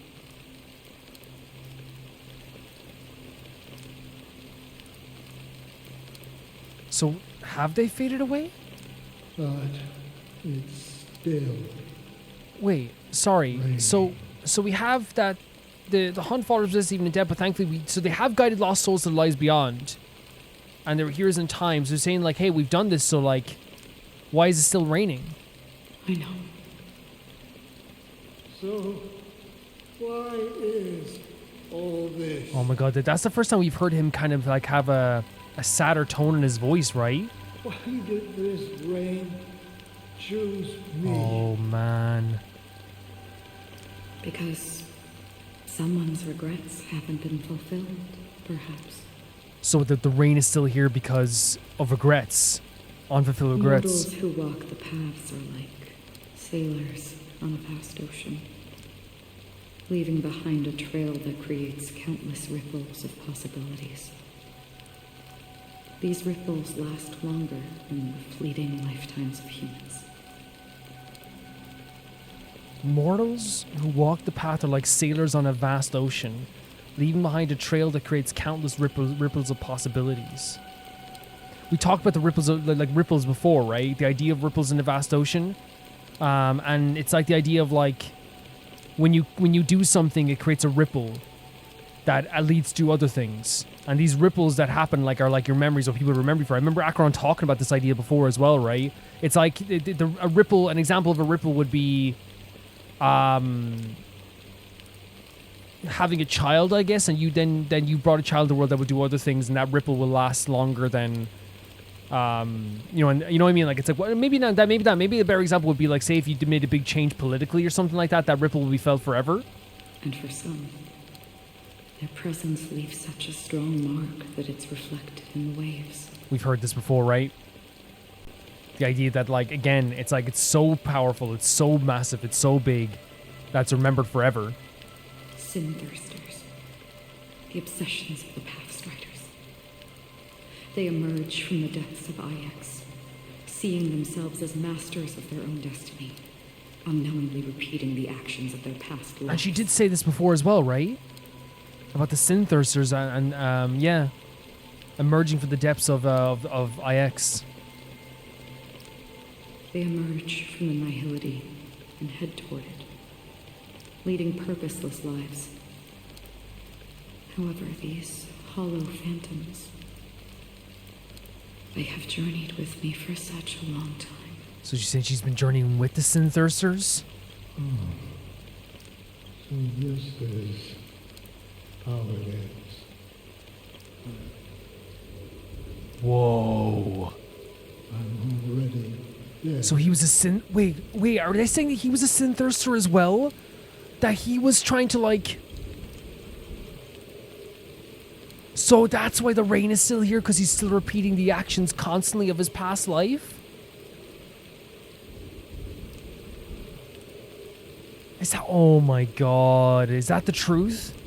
Yes. That is so sad though, right? This whole time, like, the reason why he couldn't help all these people and the rain could not stop is because he was constantly repeating the same things over and over and over again.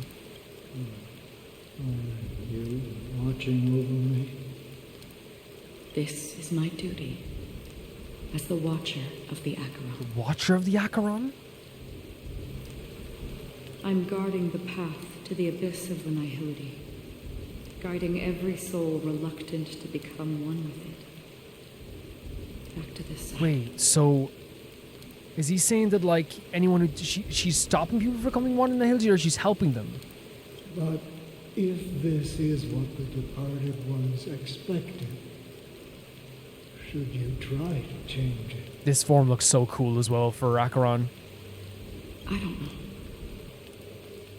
But someone once told me that when the inevitable moment came, he hoped that someone would stand at his Yes. a bouquet of Oh, flowers. and now the meaning of that now as well, where it's like, you know, he said, like, the reason why he kept doing all this stuff is because it was one of those things where it's like, he didn't want them to feel like they were forgotten after they were gone, and now she's, like, returning that favor as well, like, I'd want someone to stand on my grave and give me a bouquet of flowers. Even if it doesn't make sense at all. Some tasks have to be done, even if they are pointless. I have experienced that much already. Oh my god. Please extend your hand and then close your How is this gonna go? How is this gonna go, though? I'll carry your wish Oh. with me and fulfill it. Only then will I be able to put an end to the final regret by the Dead Sea. So she's gonna carry the Sin Thirster's wish with her. Will I ever see them It's so again? sad now that you think about it. This man who was such a guiding force for Acheron was actually like a Sin Thirster this whole time. Was actually someone who needed guidance as well. It's actually a very, like, sad reveal in a way. Yes, that is certain. Because it was you who told me about the Express, your two former companions. The expedition cut short by the swarm, your narrow escape from death, and your encounter with the Galaxy Rangers. You told me about the Express, your two former companions. I think it's separate, right?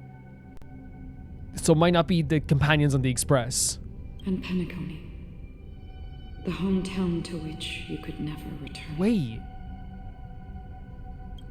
Yeah, for countless times I got rejected by the family and had to pass it by. So who is this? Is it gonna put a name up here?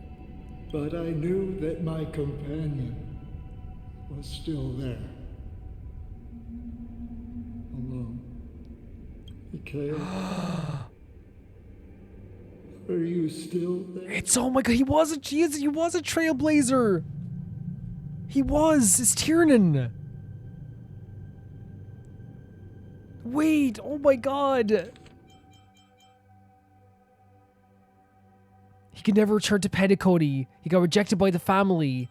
Will I ever see them again? Carry your wish and fulfill it.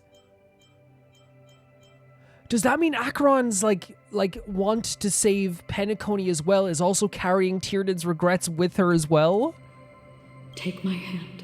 Oh my... And come with me. Wait. We'll leave. Does that mean she brought Tiernan to Penacony? You'll embark on a long, long journey, shrouded in incredible darkness. But fear not, as a touch of red will be awaiting you at the end of the path. This whole time it was one of the trailblazers, Tiernan. Oh my god, the way they did this. That's the color of existence. Follow it, and it'll guide you and illuminate the way out. By doing so, you'll eventually reunite in the warmth of the sun. Beautiful stuff, right? Beautiful stuff. And especially since, like, before, it felt like, again, this is Tiernan was guiding her a lot as well, because before when she was like this flickering light, like, he was trying to describe it as like, yeah, it's like a fire that you don't want to go out. Oh my god, this moment, this whole time, Tiernan was with Acheron? May death be the end of your boundless dream. Oh my god. Guiding you back to the waking world. Like, obviously I'm gonna get some stuff wrong about like the going-ons of that, but to me, like, the biggest thing, like, emotionally for me is that, like, yes, Tiernan was guiding Acheron in such a beautiful way, but in the end it was Acheron who guided Tiernan. Welcome to the horizon of existence. She brought him here? This place is one of the thousands of manifestations belonging to the sleeping and shapeless. And it's also an exit out of the nihility for the awake ones. So for people that have awoken, it's an exit from nihility. It's like people who like are who want to be awoken, I guess, or who are like more aware. Let's bid our final farewells here. Wait, what? Oh, so it's us now? So actually this was... We have to say goodbye to Acheron? What is happening? Always distinguish between reality and imagination. Sparkle? All right, Gray. Are we going to see other visions of people? Life is akin to a winding labyrinth where memories serve as our sole companions. We said before, life is kind of confusing. You got to remember to keep your memories intact. I see Acheron down there now. May your oh! sins be forever concealed. Oh, don't go. He's still standing here, by the way. Please don't go. Anna's dream is too cruel for him. I agree. And everyone else. I agree. By the way, this whole time Sparkle's saying to us as well, hey, distinguish between reality and fiction. She was like always telling us, hey, don't get caught up in this. Imperfect tomorrow. It isn't perfect. Yes, and again, Gallagher, yes, the world isn't perfect, but that's where we want to go. I still remember the question on the invitation letter. Why does life slumber? Beautiful stuff. No Dr. Ratio? I guess not. I guess Firefly, since she is like one of the biggest characters. Why does life slumber? We don't know the answer yet, but we're about to awaken from this. Everyone has their own answers, right, for this as well. Or perhaps such is the answer itself.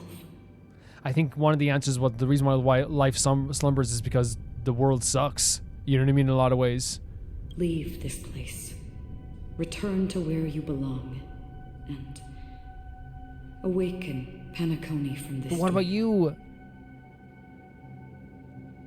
Will you come with us? As I said, our plan is not about convincing She's going to fight everyone to choose the right path, but about inspiring them to save themselves. So, When will people actively save themselves? And that's like the whole crux of this, right? To give people free will as well. But yeah, Acheron says she's going to be like using the power of an emanator against the emanator's power as well. The answer is when they are in desperate situations. Oh, what a stunning character design as well. Is this actually going to be goodbye for Acheron? Like a drowning individual in the deep sea. When one's body and mind bear immense pressure, agony, confusion, and despair will follow. I firmly believe that. I think she's saying that like once someone's under that immense pressure, that's when they start to make decisions. Bad analogy, but you know, like if you ever like done like an essay like, you know, an hour before it's due, you start to like write like you've never written before. The fragility of humankind often freezes them in their tracks. But in truly desperate situations, they will strive to save themselves. And now, Penacony has enough heroes to lead them forward. It's through this inherent, self-centered instinct that people exert their utmost effort, even when they know their struggle is fruitless. As absurd as it may seem, it's their resistance. It's actually interesting, like again, it's like again, through that struggle, that's when they give their highest effort. Even when they know it's not. Like it's like, you know, someone who's like, again, in bad analogies, but someone who's like getting attacked by a bear, you know, like in some ways you're probably done. But it's like you're still gonna fight. You know what I mean? You're still gonna try and survive. And I love that she's saying this as well, because it's like this is like why we have to put our faith in some of these people too, is that at their most desperate, they will try to claw and scratch their way out of this. As for now, it is time to guide them, not as a savior. What? But as a nameless among Incredible, because she's saying they have to save themselves, and you have to be one of those people amongst them, not someone over them. In this way, you will reunite in the warmth of the sunlight. Is the warmth of the sunlight then in this sense like up to interpretation? Like could it be reality? Could it be like, you know, the free will to choose stuff for yourself? The rain is intensifying. I don't want Acheron to go. Before we part ways, please allow me to ask a few final questions. Please. So far, you have forged unbreakable bonds with numerous individuals and entities in the sweet dream. Yep. Oh. Might I ask if you fear severing these bonds with your own hands? It's the question she asked at the start. I feel no fear. Oh my god.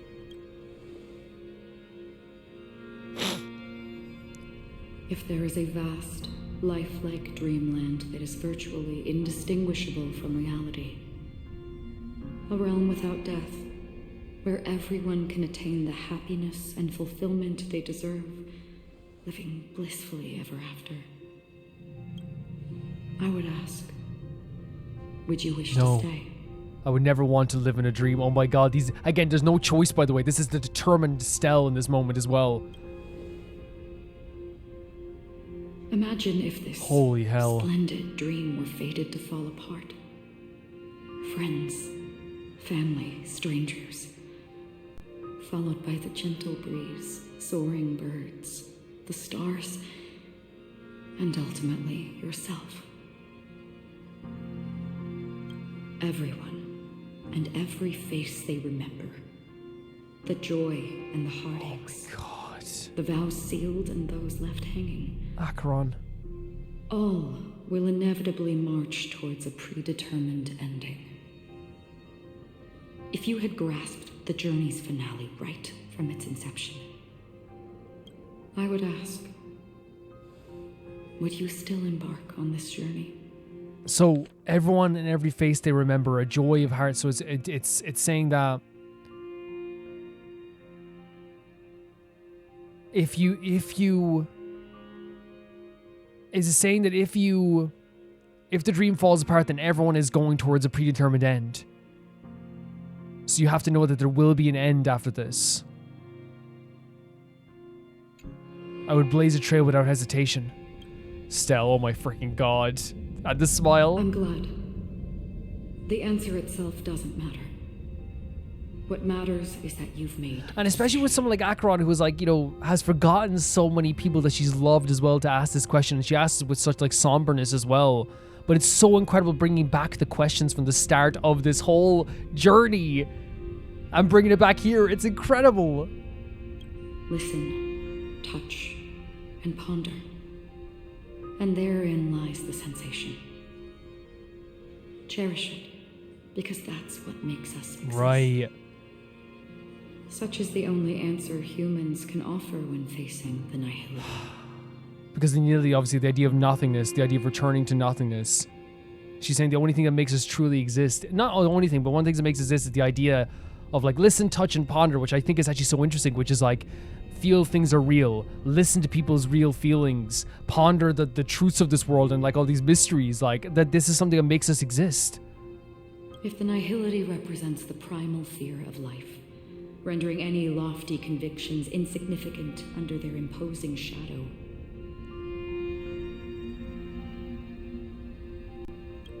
then this music is behind gorgeous this as well, by the way. there must exist the most fervent source of light in the world. Acheron. It's on this, in simple terms, the idea of like the shadow being so dark that there has to be a light behind it.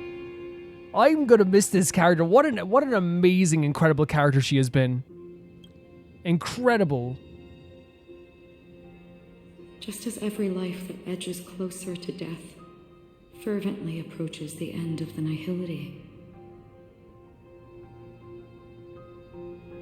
we must pursue that primordial light. And it's so interesting for an Eminem and Nihility to say, like, we have to follow that light. We have to. Now come to think that you We're back exist here? in the nihility, What an incredible scene, by the way.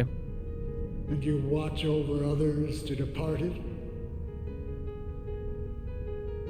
Its music in this game is stunning all the freaking time. This piano here, this music in the background. So now do you come to think that you exist in nihility and you watch others to depart it? Such a task is absurd and meaningless. Nevertheless, someone had to do it. As for the meaning you mentioned, This music is freaking incredible. even if it's a meaningless task, I've come this far, haven't I? Even if the future you forge may not even belong to you. It may not belong to me, but it definitely belongs to someone. Oh, what a freaking line as well.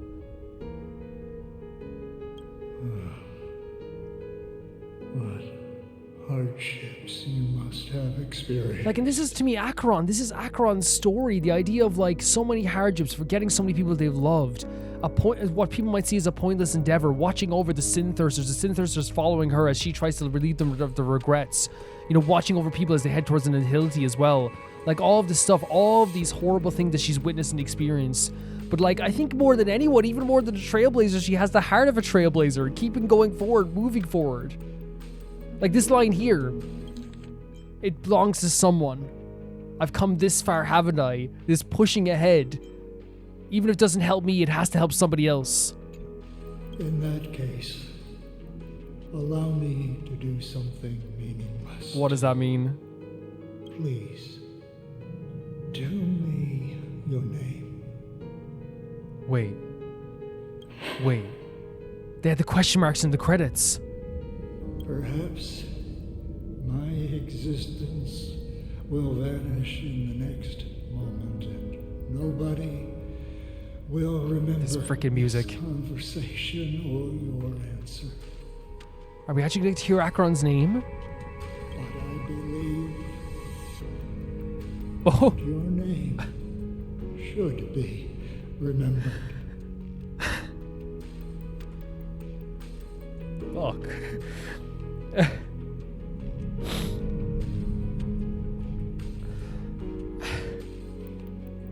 All this weight that she's been carrying, all this like, all the things she's been through, all the ferrying and all the carrying and all the helping that she's been doing, and like this idea once again, the idea of that flowers on someone's grave, the idea of being remembered, the idea of like leaving a mark and ripples in the world as well. At least even in these final moments, they'll be remembered by somebody before they're gone. Holy hell. and this universe Oh, will remember it as well. so stunning. It's such a stunning idea and such a beautiful sentiment. For me, some things are difficult to Yeah. recall. Yet there are others that I find challenging to forget. Yeah. Such is memory, a creation of the past that blossoms into significance in the distant future. Yeah.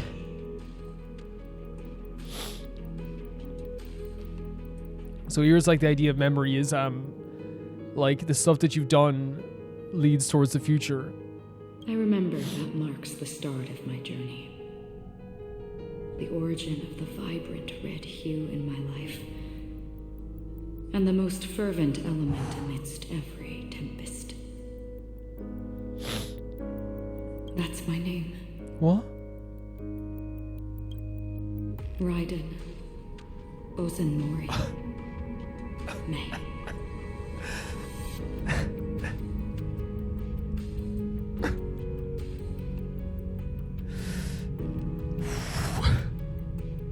Raiden Bolsonaro Bay. And oh my god, what a beautiful name it is. And obviously like the connections to the idea of Raiden as well, right? Like the Raiden Shogun. Oh my god, that is...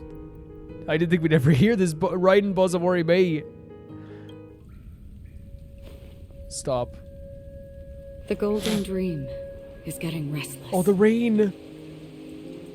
In the coming long nights, I'm afraid you these will shots. face many setbacks and witness many tragedies. They're experiencing And in the rain in end, Penacony. You will only see in Like she said at the freaking start as well. Oh my god, look at him! But please believe me, that in that Look at her! world, there will be a glimpse of fleeting red. And when you make a choice, Oh my god. it will appear once more. Oh, this is like, oh my god, look at this! All the color amongst the black and white as well. Oh my freaking god. Oh, look at all the people. What the? Acheron. May. What you must do is ponder its significance. Then return to the waking world. Dear freaking Christ, man. I'm done. Oh my god, look at them. That's where we all find our answers. Oh. Oh my god, what the hell? We're back here? Did you see them all standing together? I need a second. I need several hours. Oh my freaking god. The significance. Yeah, Bart. I'm sorry, like I'm like fighting through tears right now to also explain what I want to say. The significance of the rain in Penacony after all the stuff that has happened here. Like it's almost like to be like a connection of Acheron's past as well, but like it's also showcasing that like this place isn't perfect. It is an imperfection on Penacony, but the way she said as well, the idea of amidst the black and white. Don't let his tomb distract you. Amidst the black and white, you will find that red. Things are gonna get worse. Things might get hard. Things might get difficult. But within that, there's also a flicker of red, and that's that fire. That's that warmth. There's something there, a flicker of color amongst that black and white. Did you see, by the way, Boot Hill shooting up the signal? He's such a freaking dramatic queen, I'm telling you. Like he shot that up into the sky, like to send the signals to the galaxy. And then my crew, the trio and their parents together, facing off against the Harmonious Choir, the Great Septimus. What an incredible moment. And then like Acheron catching us and throwing us back into the waking world. Oh god, guys, I'm like gonna die. This is incredible. This is so incredible. Here we go. Awaken from your dream. Relax. Oh, Pity, you chose the wrong enemy. so freaking incredible. And this music as well, by the way, is suffocating. It's epic. It's there's an element of, again, of a biblical nature, but a more of a demonic twist to it. Small fry. Don't get cocky now. Hands up! Let's go. Relax. Where's the applause? Got to put some DOTs on these guys. Worth their salt. Guys, I am devastated. Let's see some. That was such an incredible cutscene. Didn't hurt.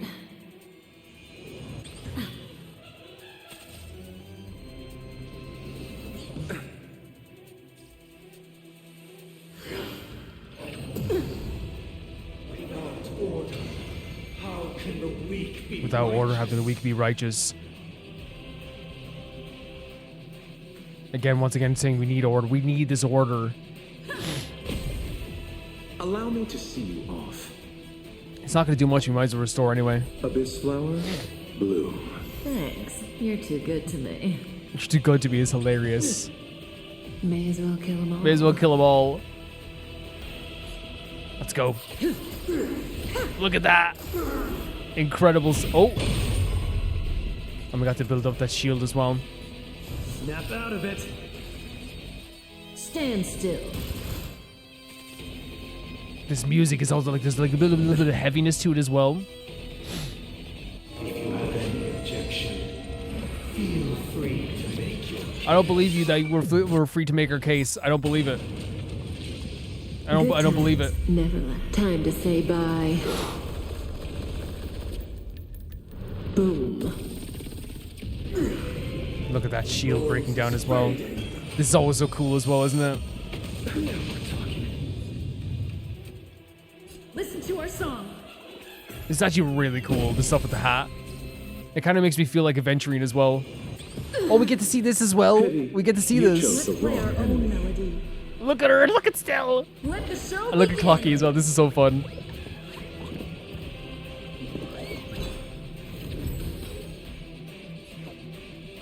Really incredible stuff.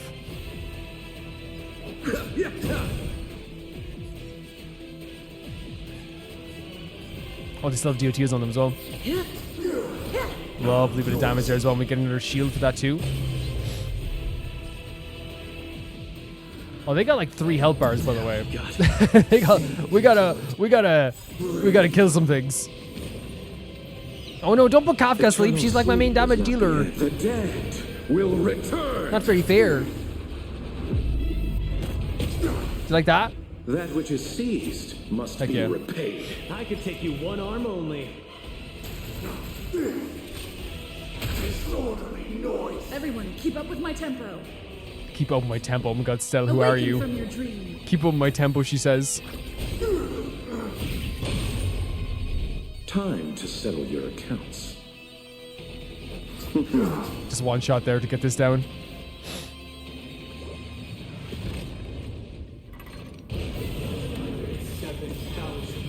Is that pulling down her shields?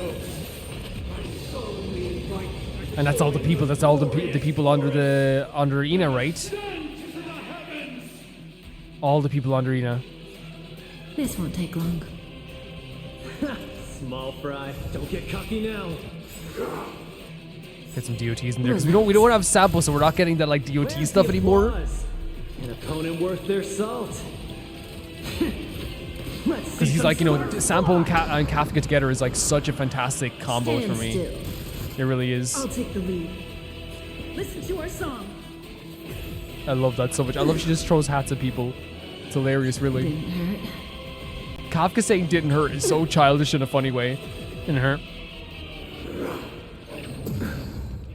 Uphold the truth, and you will be protected. Allow me to see you off. And there's a shield on them as well. May as well kill them all. I love that. I love that so much. May as well kill them all. Just to get rid of that Good shield as well. times never last. Time to say Hope bye. she says boom. It'll make my day. Boom. Let's play our own melody. I can never get over Stella. Look at her. Let the show begin. Look at her, like the dance and everything is so amazing. She's incredible.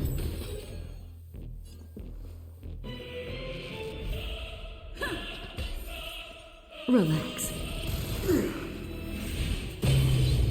Another shield I broken. could take you one arm only.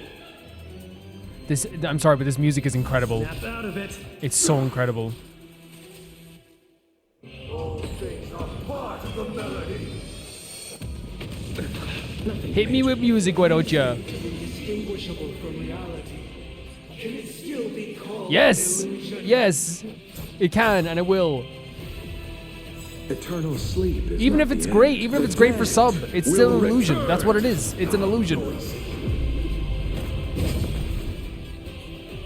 Regardless of what way we want to look at it, it's an Awaken from illusion. your dream. Poor Kafka's not having, gonna have no way to do this thing now. She has to do a normal attack. At least we got a break out of it. Perfect melody I command. Recreate paradise anew. Recreate paradise anew. Oh my god. Wait. Oh my god. No. No.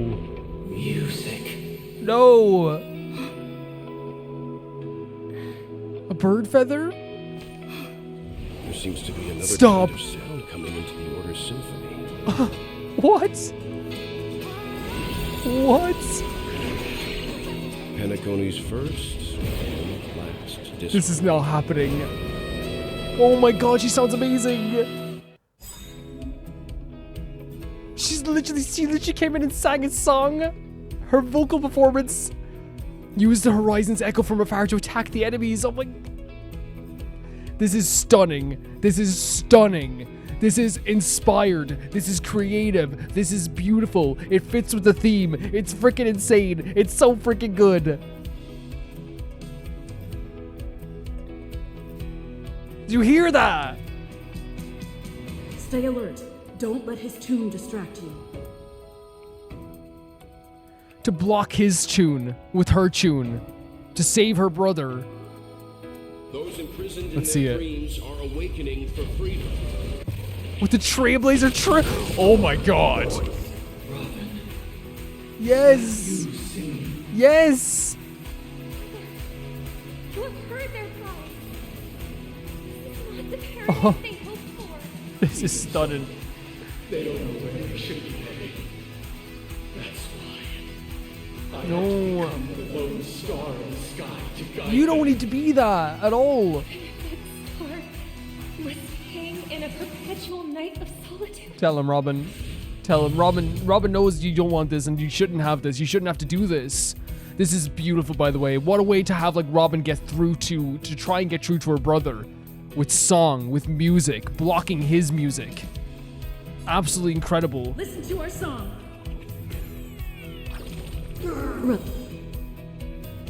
The music in the background as well being so like inspirational. And let's like a bit bubbly as well, right? It represent. I thought we could attack herself there for a second. It's a bit bubbly too, right? It really feels like it's perfect in that sense. Let's see some sparks fly. It really is perfect in that sense. Eternal sleep This whole is not moment. the end. The dead will return. Disorderly noise. That is a That which is perfect seized perfect must be perfect repaid. perfect Good perfect perfect way to do times this. never last. Time to say bye. Boom. Yes. If we had never experienced solitude, how could we have embarked on different paths? Now, our final talk has concluded. No. What are we doing now? All the work of creation has been completed. No. The inevitable day has arrived. No, no, no, no, no, no, no. The embryo of philosophy No. will reshape for us all of reality. Holy hell. If your paradise can save more people, sever my path. He's saying fight us, like he said before. Beat me. Embryo Philosophy Sunday. Small fry. What? What the hell is this game?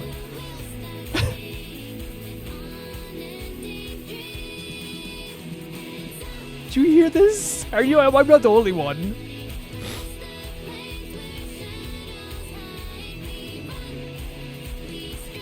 These vocals, this moment.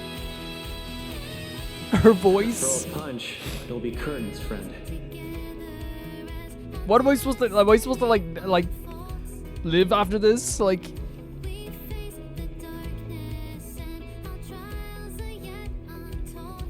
Do you hear Robin sing? Honkai Star Rail, you are a masterpiece. You are a freaking masterpiece. I'm telling you this right now. I am in tears hearing a character sing a song over a boss battle. Did you hear her voice?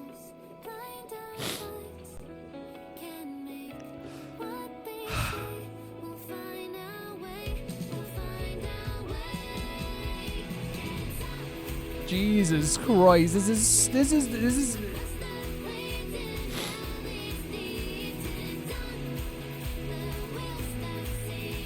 I won't stop singing.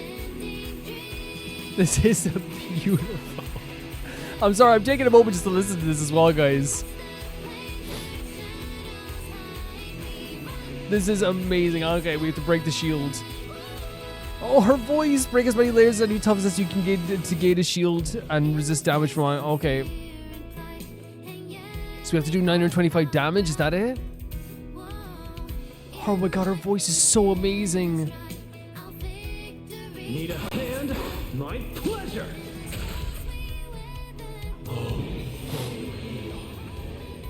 Listen to Robin sing, Sunday, please. Listen to Robin sing, please. Let the show begin. Oh my god, with the singing with the dance. Incredible. Has this bit of shield broken? Oh, I can see it here. We have to gain shield. Yes. Everyone, keep up with my tempo. Granting language on the third day. Listen to our song. Oh my god. Okay. Her voice is incredible. It's so incredible.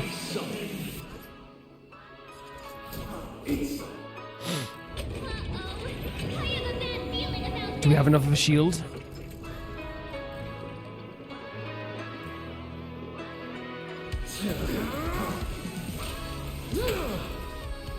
Relax. Oh my god, the follow-up attack, the shock. You're shocked. You can't do nothing. Is this it? Is he building up to it still? Oh my god, we have to break this somehow.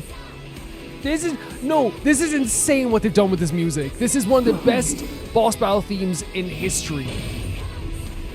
Do you hear this song? I might die.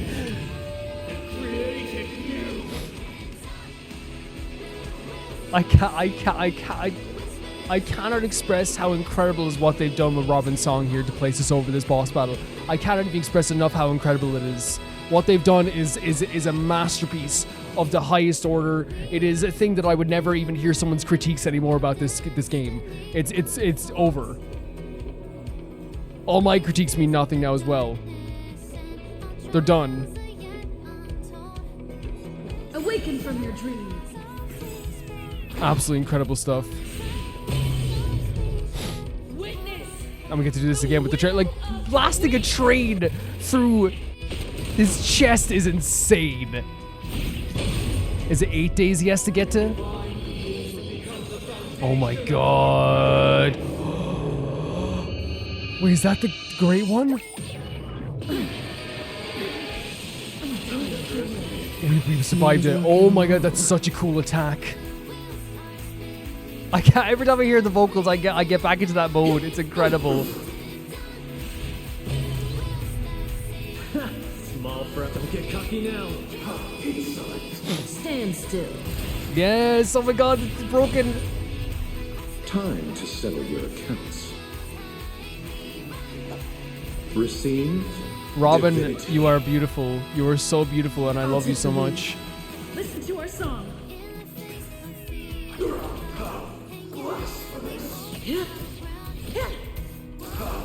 I can take you one. Stop saying blasphemous. Listen to this song. Listen to the song of your sister. Listen to your sister sing. Relax. Can you hear your sister sing? Never. It's gorgeous. Time to say bye. She loves you and you love her, and we love you. We want you to be okay.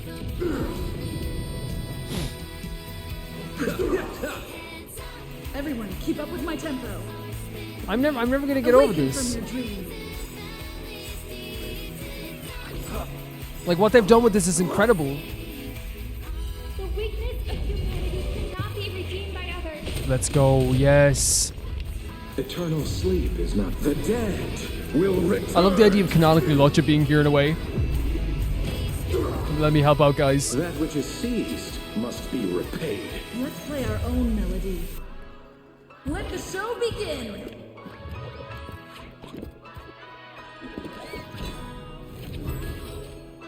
That breathing sensation, remember it. Oh my god, that breathing sensation, remember it? It's over. I don't want it to be over because of this amazing song, this amazing track. What they've done here is incredible. It's so incredible what they've done with this.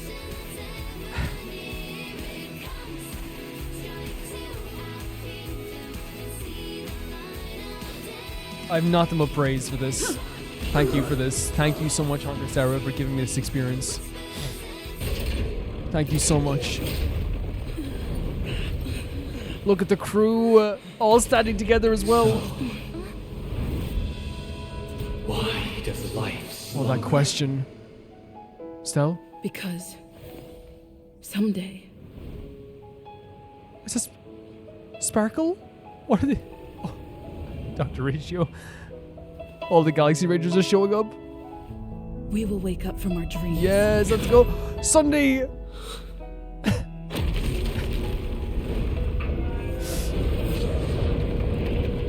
Oh my god, somebody catch him, please. The night is still too Please do something. Brother, the dream is over. That is so oh my god, that is beautiful. That is so beautiful. In the first year of the Stop. AD 21, No. a fiery conspiracy erupted. You can't do this in right the now. lands You of the can't. dreams. It soon faded in chaos and destruction. Oh no, they're autoing. No, you Whispers carried can't. the tale of those fateful 48 system hours when a sun teetered on the precipice of collapse.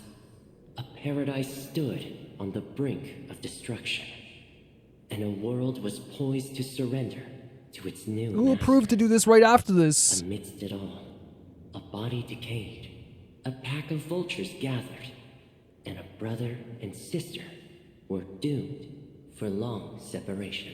I'm gonna have to look over this again. And so, an eon succumbed to slumber once more.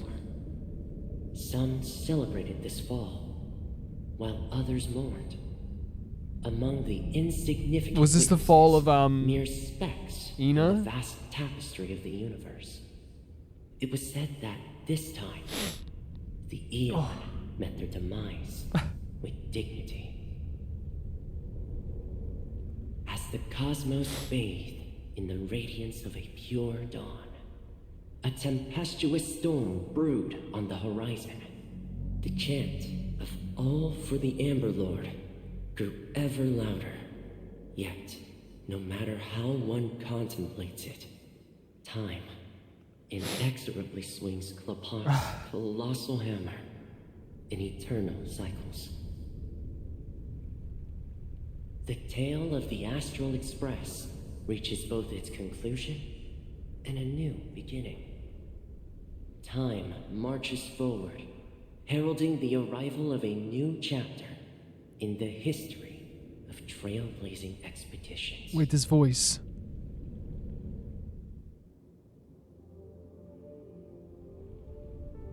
Don't tell me.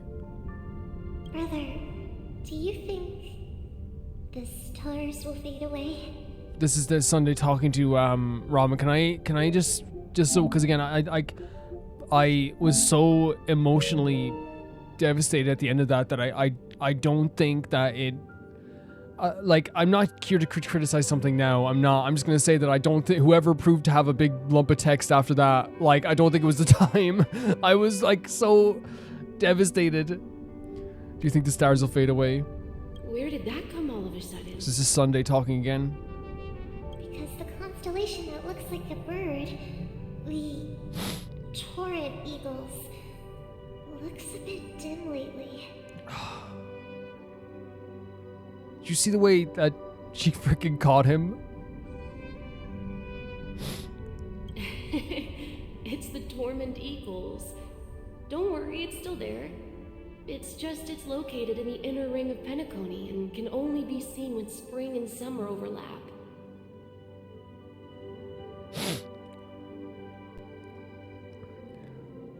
As for the question you asked, I think stars do die, just like people.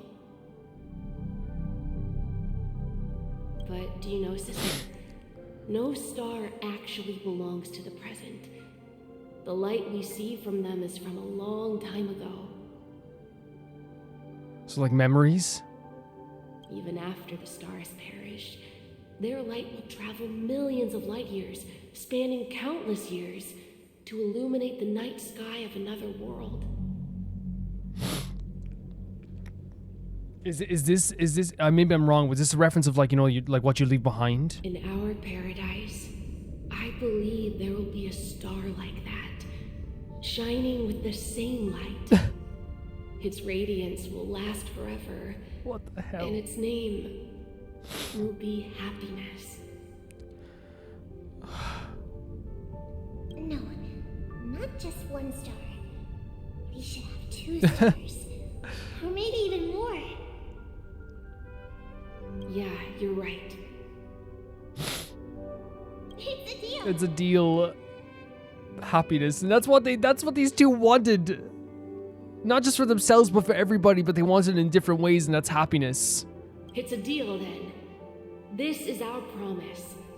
And nothing will sway our Oh, but they both they literally were both looking for their happiness in different ways. Yeah, you bet. Like, they literally, there's like a separation of a path here.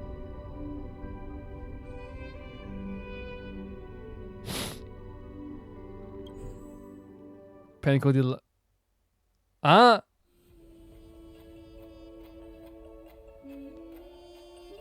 Why are we doing this again?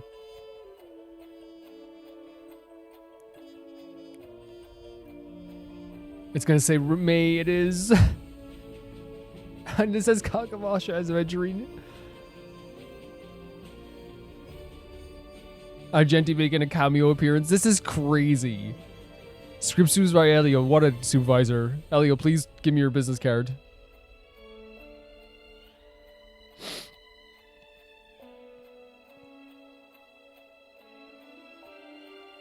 Yeah.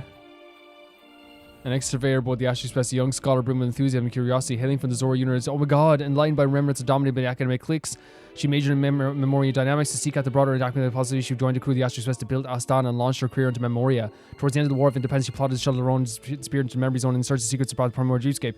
Her research results and forms a theoretical basis of development in entire Penacony to this day, creating a profound impact on affluence in later generations. She was a true founder of behind the Land of Dreams. Oh my god. And there's Tiernan, the former guard of the Astral Express, an outstanding gunslinger, hailing from the frontier world of Fratia. His worship local legend, locally musketeer, saw him aboard the Astral Express. During the war, he was one of Penacony's most accomplished generals and a sole winner of the Fragmental Medal, an award conferred by Han Hu himself. While reporting to everyone, oh my god, no, come on, what are you doing? What are you doing? What do you think you're doing? I could not have read faster. I could not have read faster.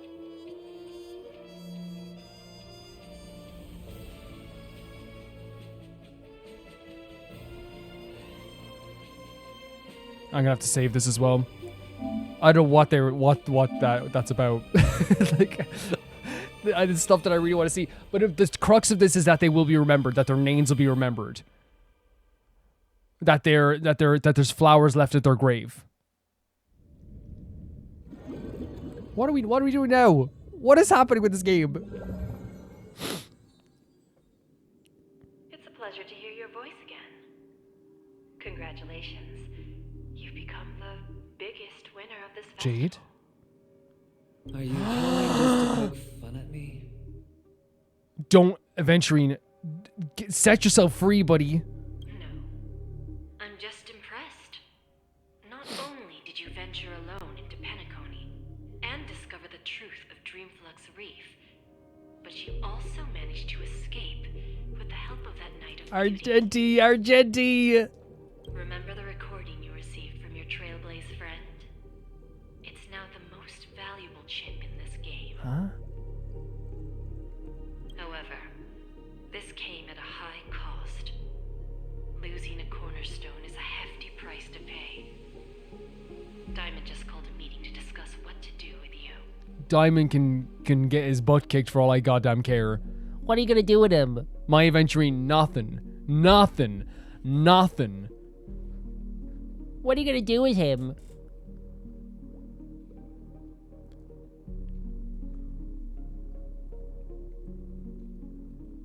Maybe Diamond can call a plumber to get his head out of his own butt. Just as I expected. So is Diamond planning to demote me or kick me out of the 10 Stonehearts? F him. F him. Why don't you take a wild guess? He's so pretty. Well, alright. Then I'll guess. He's going to promote me to P46? I think a P45 is when you get fired, is it? Alright. What will you wager?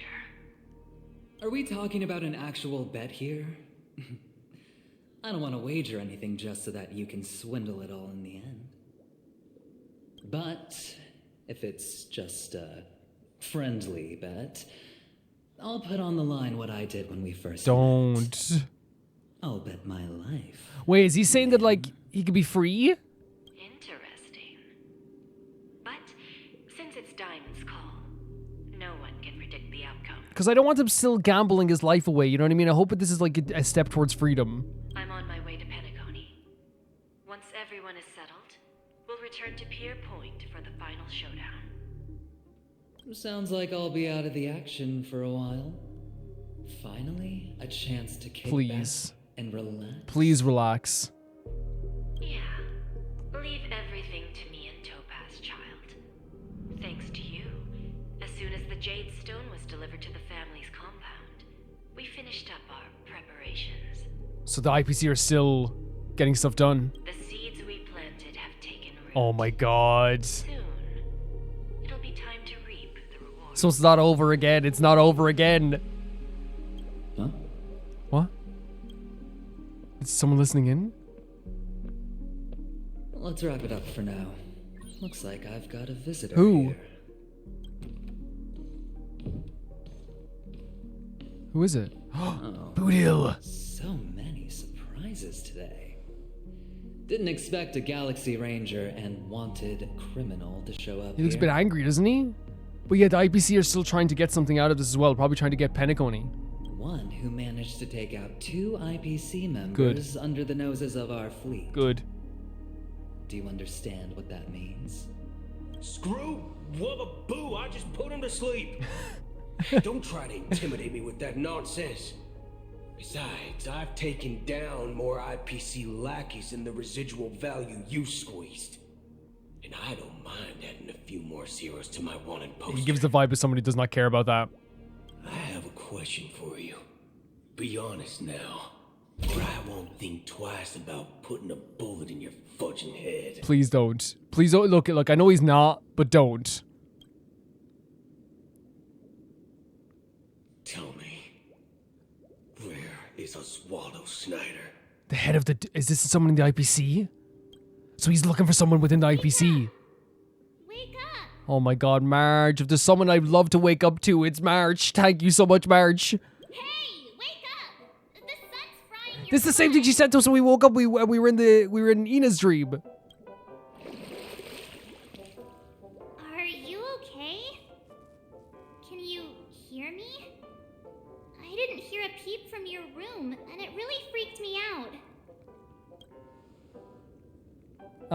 This conversation is deja vu. What are you talking about? Are you still half asleep or something? The Order's dream is over. Yes.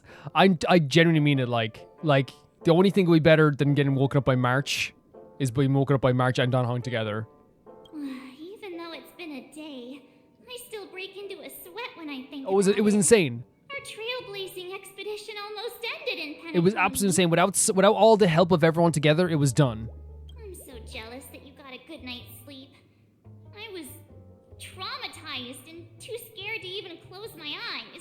Yeah. If I fell asleep, I'd never wake up again. That's why I'm thinking as well. I would think that way too, right? I would think that way too.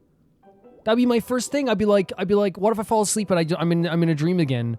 Where are the others? They've already left, leaving this kind-hearted girl to wake you up. Always. You owe her big time. Oh, whenever you need anything, anytime.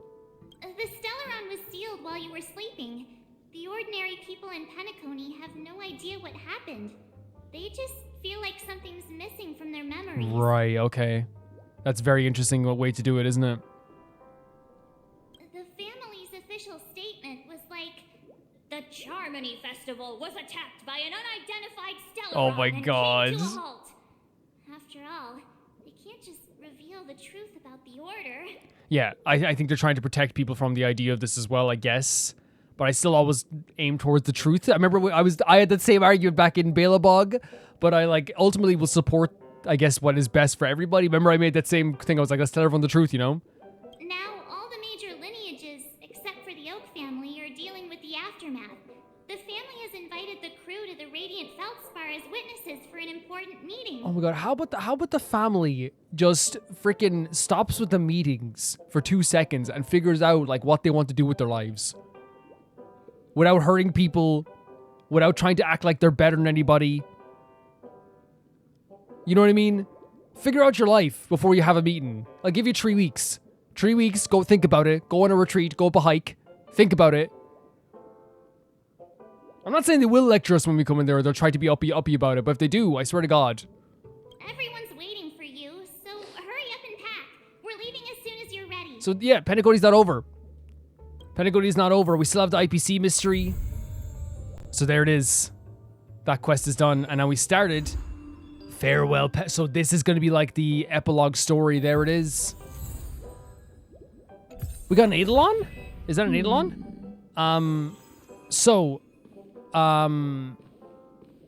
What I'm saying there, I hope it doesn't sound like I'm too harsh towards the family, right? I love Sunday and I love March, right? I want to say that right away, right? And I do think that not every family member is going to be corrupt or anything like that. I want to make that clear. But I also have a thing with me as well where it's like, I hear the name of the family now and I have a lack of trust completely for them. Completely. Like, I just do. And I think it's totally fair. I think it's more than fair. So, let's head back up here now. Now, here's the thing, by the way, if this is going to be a whole nother epilogue thing for sure, right? So it's going to take a while to get through this, right? For sure. So we'll go back in here and talk about everything that's happened. I wasn't sure how much was left, but really, I don't think it's going to be a massive amount of lore we're going to talk. Well, there is stuff you have to talk about in terms of story, but I feel like it's also one of those situations where we're not going to be talking about a massive amount of revelatory things, but we will be talking about revelations in a. No, that's wrong as well. How I'm trying to say, you know what I'm trying to say? I feel like there's a lot of loose ends that were tied up, and I feel like it's also a situation where it wasn't like we're still going through a mystery. It was more this big epic conclusion to a lot of other stuff as well, with some revelations, if that makes sense. So I don't think we're gonna be sitting here kind of we're still gonna be confused. There's gonna be some stuff that you're gonna have to say, hey, this is what I think, and that's perfectly cool as well. But let's talk about. First of all, let's talk about just in terms of quality and everything.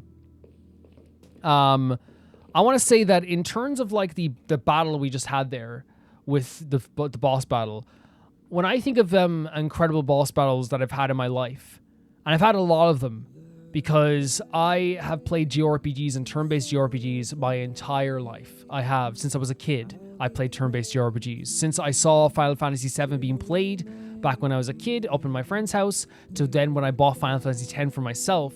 You can count Pokemon there as well, but to me, a boss battle in a turn-based RPG is something that is and it's going to sound very pretentious, but it is it is the bread and butter of how to conclude something in an incredible and masterful way to the point that you will never forget it in a JRPG, right? I know this isn't a JRPG, right? By the way, it's a Chinese RPG, but I'm saying like in terms of the style, right?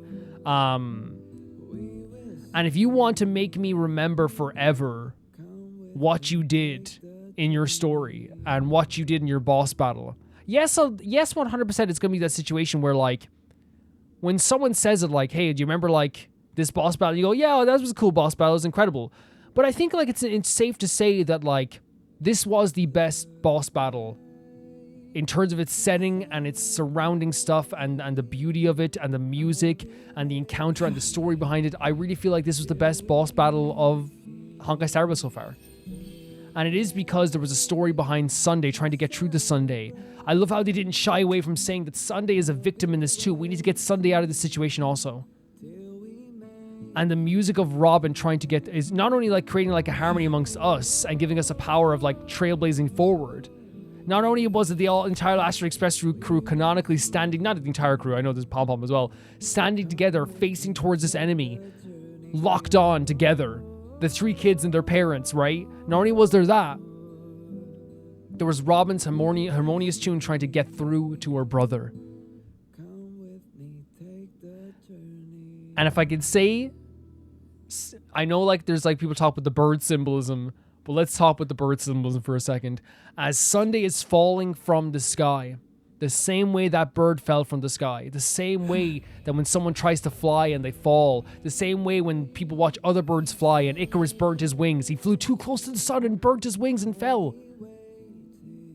In that moment, it was Robin who showed the exact idea of what she wanted and what we wanted this whole time. Because in that moment, quote unquote, I don't want to say that, I'm saying in terms of like what Sunday has said, Sunday was weak. He fell and he was helpless. And what happened? Somebody helped him. They hugged him. They embraced him. And showcasing exactly what Robin has said throughout this whole time is that people, and what I feel like I've said that too, is like the idea of supporting someone while they're vulnerable. Not forcing them to do something, not bringing them into a world that's so ideal that they'll forget about everything.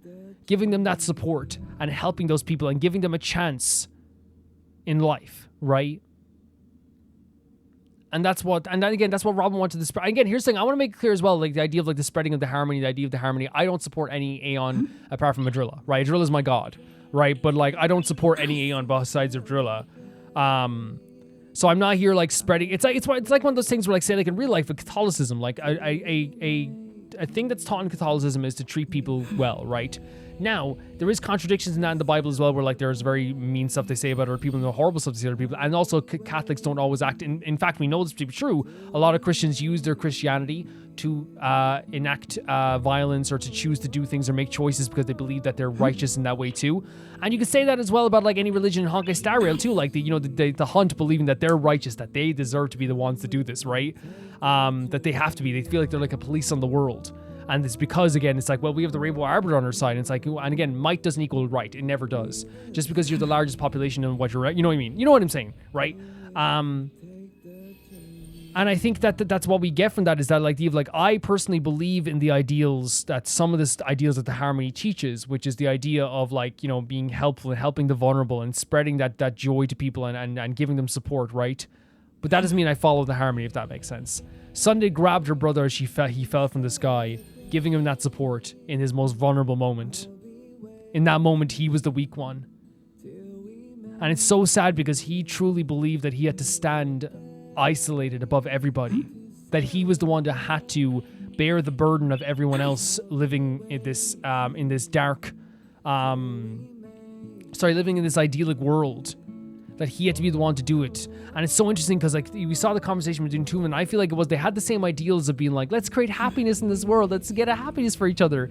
But they both had different ideals of how to get there. They both stood at this path and they both went a separate way, smiling at each other as they walked the same way, because the paths didn't look too different at first, but then they became more different as they went on. And the difference is between the Robin and Sunday thing, as they're walking on those two separate paths, is that Robin was like, I want to protect everybody by, you know, supporting people and do all this stuff, while Sunday was looking at Robin from the side and thinking, I don't want her to get hurt. People like her who help people, who support people, who are nice, get hurt in the end. But we learn now that you have to give them the chance to be able to help someone. That was beautiful. That ending boss battle was incredible. Getting through to Sunday like that, incredible.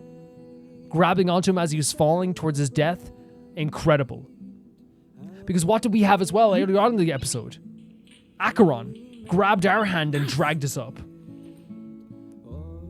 You know what I mean? She did that for us as well when we were at our most vulnerable, right? She connected with us, touched our hand, just like she did with the Galaxy Ranger. The Sin, was it? I can't. The Sin, I forget what it's called. The Sin. Sorry, my mind's blanking here. But yeah, like just like she did with them, right? Just like Aventurine did for himself. You know what I mean? There's like all this reaching out the hand for people. That symbolism of that as well. Just like Black Swan did for us, you know what I mean? Just like Firefly, you know, did for us too. Which again, I need to know what happened to Firefly. I think she should be okay though, right? Because again, we prevented this from happening. But then again, it did technically happen, but then we stopped it. But yeah, an incredible final boss for that area. I'm more than impressed. I'll praise it to high heavens. It's absolutely incredible. And I know we're not done, by the way. I know we're not done. But still, it's incredible what they did here with this. It's so amazing, and I can do nothing but appreciate it.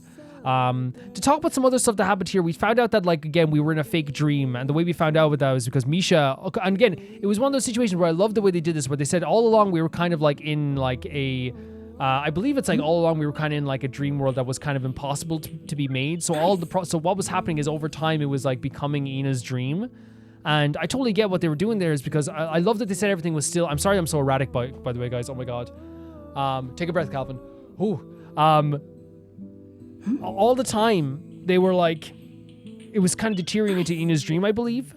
And the reason we found out it was a fake dream is because Misha was not supposed to be in the real world. There's no way he could be there. Every time we met him after that was like in like a way that no one else has seen him, right?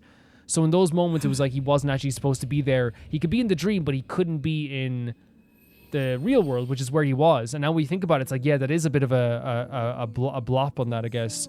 And they said that basically what was happening was the real world was getting diluted with Ina's dream as well. Like almost like when you put like orange squash into like some water and spin it around, right? And it's like, why did I describe it as that? Like, I guess I'm still thinking about Estelle dancing, spin it around, you know? But like it gets diluted, and what was happening then was everyone on the Express was having this idyllic view of what was going to happen for the future. The same way everyone else was like this, oh, that's so amazing, right? Like, we get to go on this trailblazing mission, woohoo, let's go somewhere else, and it's perfect. Our vote is the one that counts, all this stuff, it's like idyllic. It's so beautiful. And everyone else is in their own idyllic world as well. Again, as Sunday said, everyone will be satisfied, and they were, but it was about convincing people to get out of that world. And I love that after those scenes when Black Swan woke us up from that. And honestly, again, the themes of this are letting people fight for themselves, and she did that. She led us to the water, you know? She let us see the moon, but she said, you have to touch it. I was going to use the old phrase, but I used the Biffy Clyro song and say, you know, I can only help you see the moon. You can touch it, but that's up to you, you know? And I feel like that makes sense in this world too, where it's like she led us to the moon and said, there's the moon. But you got to be the one to touch it. She didn't tell us exactly what the anomaly was. She let us guess and figure it out. Even though I was definitely guessing. But I think it's an amazing thing again, because it's one of those things of letting those people decide for themselves. Letting those people decide what happens to their own life. Perfect. Absolutely perfect, because it fits with those themes. And then everyone had the plan together, which was so incredible too. I love that moment with like Acheron and Black Swan and everyone together. Don Hung and Boot Hill realizing something was amiss as well. And they all came up with this beautiful plan. I love this moment so much. I love it to death. Like everyone being like, we have to do this, and like this is our next path. You do this, you do that. Like everyone divvying up the jobs. And again, once again, that idea comes up of we have to let people have the strength for themselves to get out of this. We do. In that moment as well, like I feel like it's one of those situations where we truly got to have like a look around at like this togetherness that we have and this help that people are giving for each other as strong people, because we were the ones who got out of the dream, right? As quote unquote strong people, to help the vulnerable, to help the people that aren't strong enough to get out of the dream in that sense as well. And I think it's like a really beautiful way they did this as well. It was really, really, really good. Really good. Yeah, absolutely incredible. We had the moments then with the Galaxy Ranger Tiernan, who was actually like a trailblazer, and Acheron. And the reason why that, to me, like, that scene is obviously so important is because, once again, it was like a twisting of like what we thought was there all along. And I don't get fully the idea of like carrying him with her. I think maybe it's like, come with me and I'll bring you back to Penacony. I think she did bring him back to Penacony. I think she, you know, they said that she has this pointless job of ferrying people who are in the Nihility and stuff, I guess, as well. Which, again, I understand them not saying it, seeing it. I don't like them saying it as pointless either. But I do love her mentality, which is like, Tiernan, I've already been on this journey for so long. Why would I stop now? You know? And again, that bouquet of flowers, which I think symbolizes so much in all parts of this game as well, which is, you know, why he asked May, but I keep saying Acheron, May, her name, was not because, oh, I'm going to remember your name forever, I'm going to be alive forever. It's that you deserve to say your name, and your name deserves to be remembered, and it will be remembered. You deserve to have someone with flowers at your grave too after you go as well. And that's why he stood there all this time. And again, it seems like he was in a cycle all this time where he was one of those sin things where the rain wouldn't stop because he would always be in that cycle of trying to, like, you know, get them out of it. But since he was also someone who, like, didn't realize he was coming back and forth in Nihility, he needed Acheron to kind of guide him away from that as well. Which, again, was a beautiful moment, too. Him, like, you know, realizing this, why the rain was... Again, all this time the rain was going on for so long. We realized why it was. Now he's in the end of the cycle. But it was still a very beautiful moment between, again, realizing Tiernan was the Galaxy Ranger all this time. And there was a reversal of roles where I really felt Acheron was... Again, May was supporting them in the end, you know? Absolutely fantastic. Absolutely fantastic. An amazing scene. Also, there was, again, the scenes with Stell and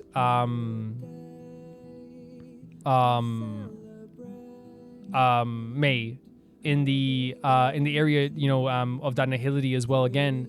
And while we got to, like, hear from everyone in their conversations of what this all meant to them, the idea of, like, how they wanted to, like, you know, how they saw everything, you know, even we heard from Sparkle, even she was saying, like, hey, she kind of warned us from early on about, like, the idea of, like, you know, don't fall for this completely.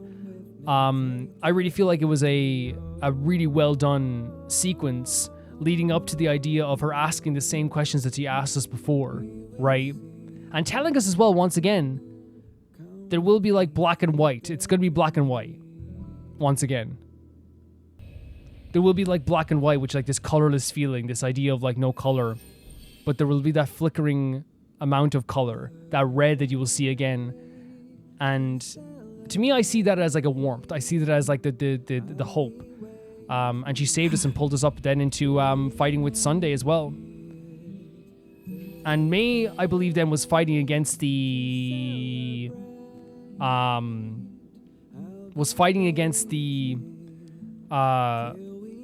of an emanator when it came to, like, the stuff of Ina. Whilst Boothill then did the thing where he called... You see that, like, the asteroids were actually all the Galaxy Rangers? Like, and their will was getting intertwined with the people of Penacony. And in that moment, you saw the people of Penacony getting washed away by the rain almost. With, like, dashes of color flashing everywhere, too. It's a very symbolically beautiful scene that led to us, obviously, like, going toe-to-toe with Sunday there in the end as well. I think we saw some stuff here at the end here with, like, 2 videos I'm going to have to check out here, too. First of all, we had this stuff as well. I think I didn't save enough of this, by the way. Oh, no, I did. Sorry, I did. Where is it here now? So we read this one here as well, the idea of, like, the true founder behind the Land of Dreams and their study into the memory zone. In terms of Tiernan, it's the former guard of the Astral Express, an outstanding gunslinger hailing from the frontier world of Fratzi. His worship of the legend Oakley and the Musketeers saw him aboard the Astral Express. During the war, he was one of Penacony's most accomplished generals and the sole winner of the Frog Hunter Medal, an award conferred by Hanmu himself. While reopening the Silver Rail with the Lampod family during the Civil War, he was ambushed by the Swarm and disappeared only to be rescued by the Galaxy Rangers. He fought the crusade against Lord Ravager Zulo and managed to survive that gruesome battle. Then he disappeared out of sight completely. That was until the day the Self-Annihilator found his relics. Truly, he was a pure and noble and selfless warrior. So again, after all this stuff happened, he disappeared from out of everyone's sight and no one knew where he went. And we knew this, right, about, like, him as well, right? Like, no one knew where he went. But actually, he was found by May. He was found by May, and now he's going to be able to live on for this too. And this is like Mikhail, which is super important. A former mechanic of the Astral Express and the legendary Big Shot of Penacony, the Watchmaker, hailing from the oceanic planet of Lushaka. He was adopted by this legendary seafarers, Mikhail Char couple. It was just by happenstance that he boarded the Express, making many travel companions along the way, while contributing greatly to the prosperity and development of Penacony. Beyond the mechanical repairs, he often humbly claimed to possess few skills, except for his knack for spinning tales. The Watchmaker was his greatest lie of all, and Penacony's festivities was his final lie. He did not want his star to deviate from the path of freedom, so he intended to cleverly employ falsehoods and keep various paths existing for a long time. But he was unable to witness Penacony's end. He died a quiet death in a forgotten corner somewhere, with only a handful in attendance at his funeral. So this was true. In line with the nameless tradition, his crew ticket was returned to the starry seas. Meanwhile, Penacony remains resplendent in its glory, and the child's dream will continue into perpetuity. So that's the other one as well. So again, he did die like alone, right? He did, and I think Gallagher didn't even want to believe this at the time, but he did die alone, and his crew ticket was sent off to the sea as well. And we ended on having, there's going to be a meeting with the family, but also there's also going to be something with the IPC still. I think that we're going to have Aventurine still getting involved in this and Jade getting involved in this. But also now there's a person from the IPC that I was going to say Mikhail, Gunslinger, right? As Tiernan actually, so it doesn't even fit the mistake there. Boothill wants to find this person. He seemed very determined to do so. There's also going to be those like loose ends still to tie up as well. There's still so much in this game. I love this. I talked about the quality of this already, so I don't have to go on about this, but I think it was absolutely incredible. There's some stuff, obviously, I'm going to go back. If you don't, this is a big episode and I was very emotional. I'm probably going to go back and look at a few things so I can add maybe like 2 or 3 minutes of like some other commentary at the end of this. But I found this to be amazing and I'm so impressed and I'm so happy. And there's a few things that I like should be said as well. Whilst I love the idea that we had this epic boss fight, and there was the amazing vocals we had with the performance of Robin and the saving of Sunday. I love that they showed that there's like a victimhood with Sunday as well, that he is someone that also deserves to be saved. I love that they showed that everyone there was willing to help each other in those hours together. I love that they showed even at the end of the moment they were like, Sparkle looked like she was despondent as well. She looked like she was like, down and out as well. They showed all these characters. They even showed Dr. Ratio there. I love they showed all this, but nothing will ever beat in my mind the idea of seeing the Astral Express work together. Seeing them stand side by side there made my life. It made my freaking life. But the crux of this whole episode before, like I can say, like maybe you guys are, we can add more to it as well. We were in a fake dream. Ina's dream diluted the reality. We had to break out of that reality by realizing something was wrong. Other people did that too, and we were able to, and Black Swan was able to help us get out of there, and so was Robin. Firefly somehow, once again, had a real death. I think that was maybe the second thing she did, right? When she left us that time. So did we prevent her third death? Possibly. And then we battled with Sunday. Acheron helped us break through that barrier once again. I think that's what happened, right? Because she used her sword again, so I think we broke through the barrier of the fake dream into reality. I think is that what happened, and then we faced Sunday. Tiernan was the Galaxy Ranger. Acheron was supporting them. Acheron's name is May. I should say May, but it's so hard now, but we will get to it. Like May was supporting them. May once again used her powerful sword to help us once again and helped Estelle. We battled Sunday. Sunday was hard to get through to because, again, he's so staunch in his beliefs. But Sunday's song and Sunday grabbing, I think, probably made the biggest difference. And the fight, because, again, he wanted them to fight. He did. And that's what we got to there, was an actual fight. But, yeah, absolutely incredible stuff. Amazing stuff. So this is like Calvin inserting some stuff here as well, talking about some stuff that I looked at. And it's just maybe like going into like a little bit more in depth on like some of the stuff, but not everything. The first thing I want to say is that the conversation we had there with I'm not going to read it over fully again, but when we looked at the narration after the big battle, I think it was just saying exactly what happened in the story, I guess, but under like kind of like putting a bow on it, I guess, as well. And I don't know who the voice was. I thought it was Aventurine at first, but then I was like, no, it doesn't really sound like Aventurine. So whoever it could be, please let me know if you do know who it could be, but I actually think it was a very interesting, like if you read between the lines, it does seem like it's trying to narrate what just happened. Nice. we were told in the story as well, and this is just me going a little more in depth on some stuff. We were told that like our abilities from Black Swan, that our memories have the ability to move forward.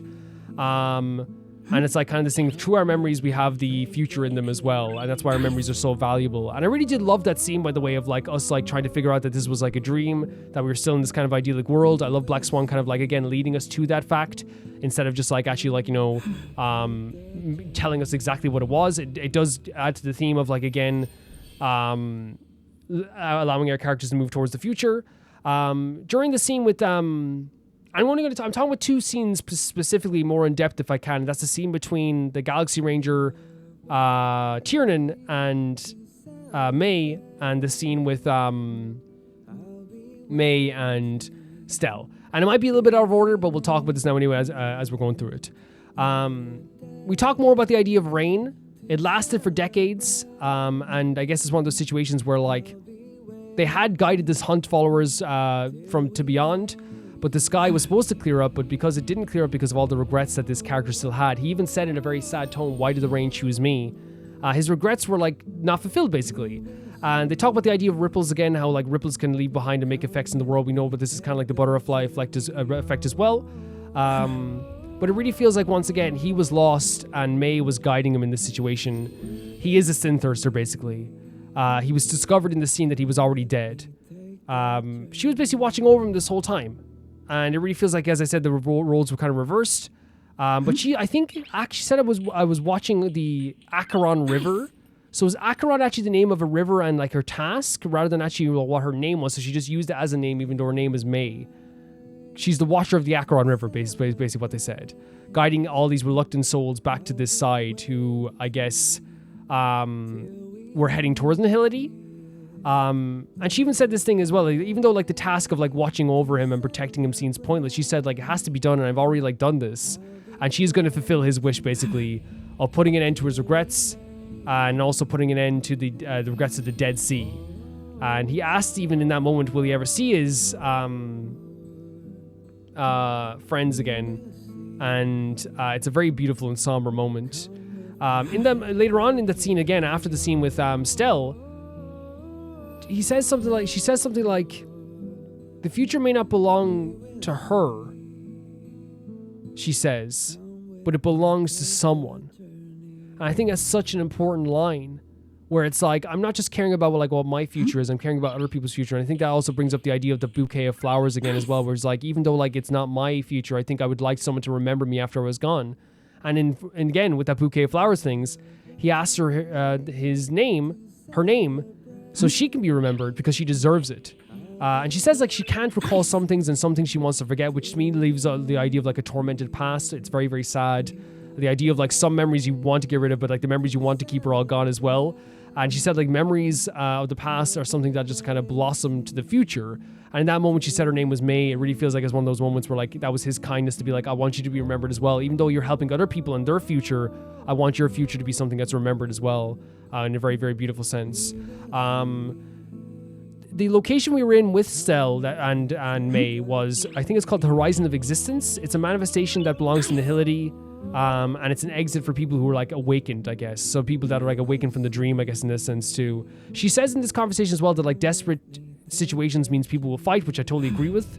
But she wants basically like Stell to guide these people, not as like someone above them or as like this big like, you know, savior, but as a nameless, which is like the nameless name, I think in this sense is not just like, oh, it's someone that's like moving forward or someone like this as well, because that's what nameless means, but it's also someone who like is like the common person. It's someone who like has that desire that every human like innately would love to have, and in this sense is someone who's very grounded. It's not someone who belongs to any like specific faction in this world. It's not someone who rules over anybody. It's like the most helping hand for the vulnerable you could ever see, and I think it's honestly like a very beautiful way of putting it in that way too. To help them basically reunite with warmth and sunlight. And I see the red aspect as that warmth and sunlight, the red light amongst the monochrome, but I also feel like it's like a flickering life. It's like life itself. That's the way I look at it. She asked us the same questions, or at least like similar to the questions she asked before. And I feel like it's amazing that they related that to the current story again. And she even asked the question, if you knew how this would end, would you still do it? And she answers like, I'm a trailblazer, basically. And I love that. It's like, if you knew all this stuff was going to happen this way, if you knew all these things were going to happen, would you still do it? And I think answering I'm a trailblazer is like saying, even if things are tough and even if things are stuff that I don't want to happen, I still have to move forward. Even if like it's something I don't really agree with or don't want to happen. And the fact that we even ponder this is what May wants. It's not the fact that we chose something, it's the fact that we thought about it. Because that makes us exist. Our senses, the idea of we thought about it, we pondered, and even making a decision, but that literally is it. And she says something really beautiful, which is like, nihility represents this looming shadow, so there must be light behind it. There must be an opposing light, because you can't have shadow without light. So there has to be a light somewhere in this sense too. Very beautiful scene. I love the crux of it is basically like the idea of, once again, of like we trailblaze. Because I think that question is asked again where it's like, why does life slumber? And it's like, so we can wake up. And I really feel like that's like, maybe like my interpretation of that is like the idea that we sleep so we can like have a rest so we can move forward. We sleep so because we know one day we will need to move forward. May says to Stell, you will face many tragedies. You will see black and white, and then you will see red, and that's when you have to make a choice. And again, it's a choice. Is that a choice just to trailblaze? But I think again, it's that idea that like she wants us to ponder and make that choice, not anything else. She wants us to ponder it, because at least that means we're alive. At least it means we're making a decision. To really put it like in a way that like I think is amazing. May / Acheron is one of the most interesting characters they've ever had and I think like you would be if I made a list of most interesting characters of Honkai Star Rail, I think that I would put May up there in like the top 5 easily, of a character that like was really misunderstood, a character that was so mysterious, a character that has their own suffering, their own stuff in their mind, that really like in a way was guiding everybody to the proper destination. But in a way as well, you know, like at the same, you know, guided adventuring in an indirect way, guided Tiernan, guided the Astral Express. But like really, like I feel like in the end, didn't truly get to make time for herself completely. But I feel like in one of those situations, she stands by that idea of like, yes, it's not my dream, but it's someone else's dream, and I want to make that happen. It's beautifully sad. It's beautifully sad that once again in that moment May did something for other people, and really I feel like in a way like I think in a way it is doing something for herself, because she does feel like in this sense where it's like I am doing something that is like pretty amazing and powerful and incredible for this person, that I can feel good about it afterwards, that like, you know, this stuff that I've carried with me my whole life, at least I know someone else's dreams are being fulfilled and someone else is following something as well. And again, once again, she is a self-annihilator. She is someone who is fighting against the nihility in a way. It's very rare for that even to happen, for someone to want to like get rid of the nihility, but that's what she wants. And it's such an interesting character in that sense too. I love the scenes with Tiernan as well, because I think it showcases once again how, you know, you don't judge a book by its cover. Tiernan was like this very put together Galaxy Ranger, but it was actually a trailblazer falling apart. I talked about all the other characters already, how much I love the scenes and all these different situations, so I don't have to go into that even more. But I do love like how all these characters had these really amazing moments and all these really amazing times. It was truly incredible stuff. It really was. And I think that it was just a fantastic showcase of writing for these characters. I'm really impressed, as always, with Honkai Star Rail, and it's hard not to be just like totally impressed all the time with this game. Really beautiful moments. That whole boss battle, as I said, is one of my favorite boss battles ever. It's going to be remembered in my mind for the rest of my life. I can't wait to see what's going to be happening next with all these characters and what's going to be the aftermath of all this stuff on Penacony, honestly. Thank you guys for watching this episode. Thank you guys for supporting me. And if you want to become a patron, you can down below. At any level, you can join. And at the highest tier, you can get your name read out. And at the second highest tier, you get your name in the credits of every single video. And at the tiers below that, you can also do like Rome Reacts and stuff like that as well. And that's the same pretty much on YouTube, apart from the Rome Reacts thing, because it's a little bit different the way things work out in that sense. If I can describe it, like if anyone wants to ask how to describe it, but like it is like one of those things where like it's a different beast when it comes to like the yeah. Thank you so much too. Let me get this up on the list. I never want to get it wrong because I almost forgot someone's name one time, because again, it's a rhythm, right? Typhar 2, Jamie Pole, Johnny the Banana, the Ghost Fiend Zuma, Felicious Felix, Yule, Radish and Nusta, Lynx Markey, Assassin, True Peanut Butter, Peter Shelson, Leon, High Casparian, Jared being at the highest tier on my YouTube, War Game 7, Blasco, and Lusanagi. I'll see you all so soon. Bye bye.